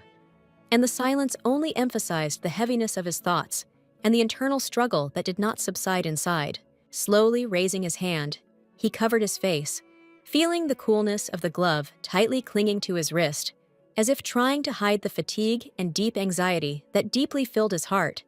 At that moment, his thoughts flew far from reality and deep into painful experiences. Suddenly, his attention was attracted by a quiet noise nearby, and he realized that in one of the rooms of the palace, in the darkness, his wife was sleeping, but the trembling of her body and beads of sweat on her forehead clearly showed that her soul was suffering and felt something ominous, inspiring fear and anxiety, encompassing her entire being. She was shaking all over, covered in sticky sweat, and it was clear that an anxious and great fear had settled in her heart inside, as if dark clouds were hanging over her soul, warning of impending troubles and misfortunes that could change the course of their fate forever. Having gazed at this young girl, he quietly sat down next to her. His thoughts were filled with excitement and anxiety, because just recently he was afraid that something terrible could happen to her, and now her every movement seemed to him evidence of unspoken trouble and hidden pain. The rain continued to fall without stopping outside the window, its cold drops slowly flowing down the glass, creating a melody of sadness and sorrow, which seemed to accompany the inner state of the man, immersed in his thoughts and worries, not noticing anything around him. The man carefully lifted the girl into his arms, trying not to hurt her, and carefully headed towards a more comfortable and protected place where she would be warmer and calmer, as if his embrace was supposed to become her reliable fortress in this troubled world. After which the man carefully laid the beautiful maiden on a soft snow-white bed, as if putting all his care and tenderness into her peace, so that she could rest in safety and warmth, surrounded by comfort and silence, giving comfort and peace. Suddenly, Farashati shuddered sharply in her sleep, as if an unknown and terrible nightmare was relentlessly pursuing her, covering her soul and mind with anxiety and fear, forcing her body to tremble in a defenseless and painful struggle with an unknown horror. Her thin, trembling hand slowly rose upward, as if in a plea and a desperate request for salvation, for help that could finally free her from the terrible and persistent nightmare that mercilessly tormented her inner world and did not give her peace for a moment. In her dream, Farashati quietly sobbed and passionately begged for help, calling for an invisible force or protector who could come to her aid and save her from the unbearable and all-consuming fear that was gripping her heart and soul with an icy grip of horror and despair. Terdeo Dane Leferian, standing next to his wife and watching her torment in her sleep, was deeply upset and confused, not knowing what to do or what to do to ease her suffering, because it was painful for him to see her suffer, and he sincerely pitied her with all his heart. His hand slowly and carefully rose up, as if wanting to gently and softly calm her, giving warmth and reliable protection to remove the heaviness and coldness of fear that had gripped the beauty in her sleep, and to remind her that she was not alone in this cold and gloomy world. He tenderly and caringly placed his warm palm on her stomach, gently stroking and tenderly soothing her, as if promising that at this moment she could allow herself to completely relax and feel absolutely safe, because there was someone nearby who was protecting and guarding her. This hand became for her a living and warm promise that no one would ever dare to hurt or worry her in this dark place, and that she could now calmly plunge into a long-awaited and deep sleep, knowing that no one would disturb her and she was safe. Finally, Farashati's face became completely relaxed, as if the heavy burden of the nightmare had disappeared without a trace, giving way to the long-awaited calm and peace that enveloped her soul with a soft veil of oblivion and allowed her to find long-awaited peace after the terrible torment of the night. The Duke, quietly moving away from her bed, left her alone in the complete silence of the room, where she slept peacefully and serenely, while outside the window, the rain was still falling quietly, filling the space with the gentle sound of drops and creating a special atmosphere of solitude and deep peace. The mansion was filled with the quiet whisper of the wind, the rustling of green leaves on tall trees, and the ringing song of awakening birds, announcing the beginning of a new bright day, full of hope and fresh opportunities, when nature slowly awakens from its night slumber and prepares for the bright sunlight. The maiden continued to happily doze on the soft bed, when suddenly she felt a strange and disturbing feeling, as if something invisible was disturbing her peace, awakening her from a pleasant dream and forcing her to be alert in complete ignorance of what was happening around her in the silence. Jumping up abruptly, she realized with surprise that she was not sleeping on the usual sofa at all, but was comfortably settled on a soft bed, surrounded by silence and semi-darkness, and at that moment she was overcome with deep bewilderment, because she had not the slightest idea who could have secretly moved her here. Clearly remembering how she had fallen asleep at her desk while working, fatigue overcoming her body and mind, she tried to understand how she had ended up in such an unexpected place, as if an invisible hand had transported her from the hustle and bustle of everyday life to this quiet room, which provided temporary refuge from worries and anxieties and noise. Slowly and carefully, the girl turned around,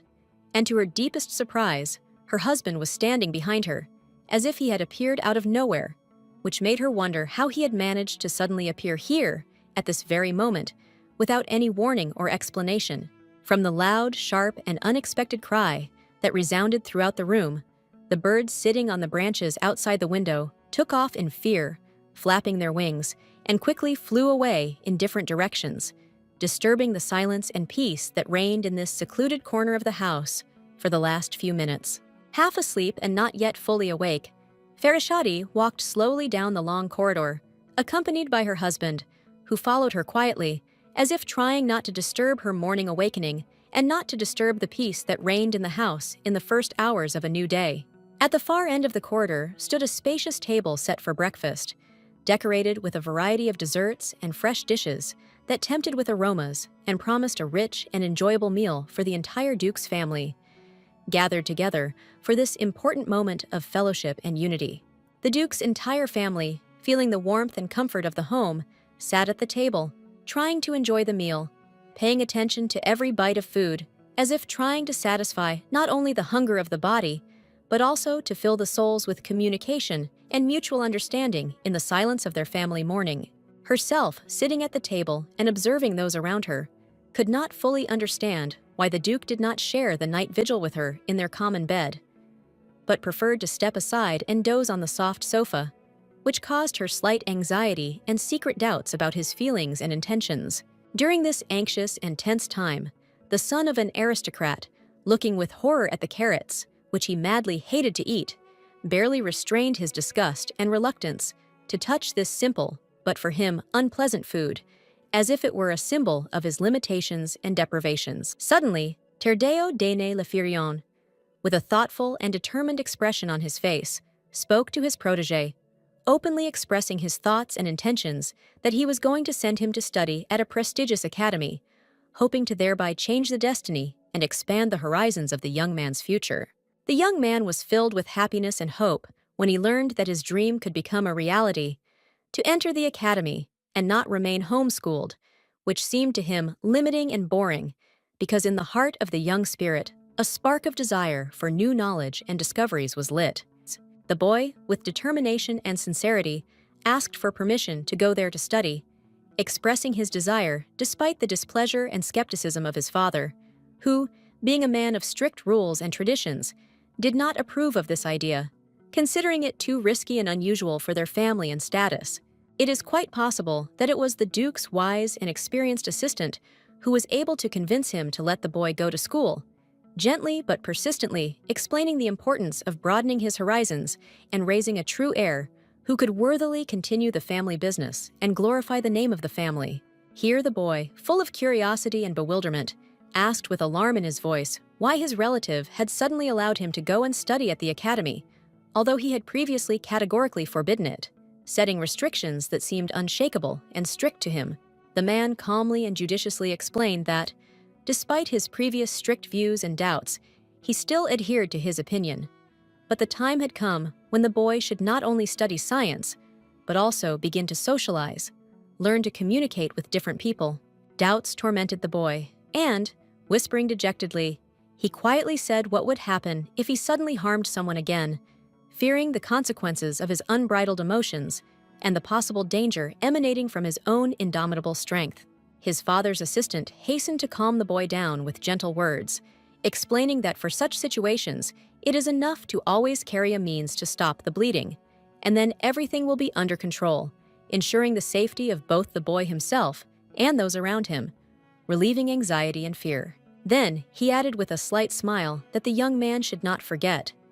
When he gets angry, he does not immediately grab his sword and does not rush at others, and this restraint gives him a feeling of pride and peace, because control over oneself is the most important quality of a true heir. In the end, the Duke, having weighed all the circumstances and internal doubts, finally made a firm decision to send his ward to the academy, which sincerely pleased the boy, giving him hope for a better future and new opportunities for development. Cepheus Sultan Lefirian, filled with joy and inspiration, solemnly promised to study hard and behave with dignity, observing all the rules and requirements in order to justify the Duke's trust and become a true example for his family and environment. Overcoming all difficulties with determination, the noblewoman smiled happily, watching the boy who was leaving the room joyful and bright,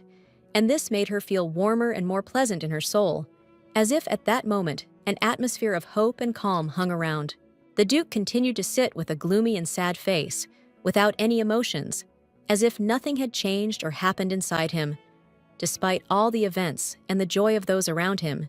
he remained immersed in his heavy thoughts and experiences. After this, the noblewoman quietly left the room and went to her quiet room, where other ladies were already waiting to spend the evening together in an interesting and lively conversation, filled with intrigue, secrets, and secular conversations that could lift the mood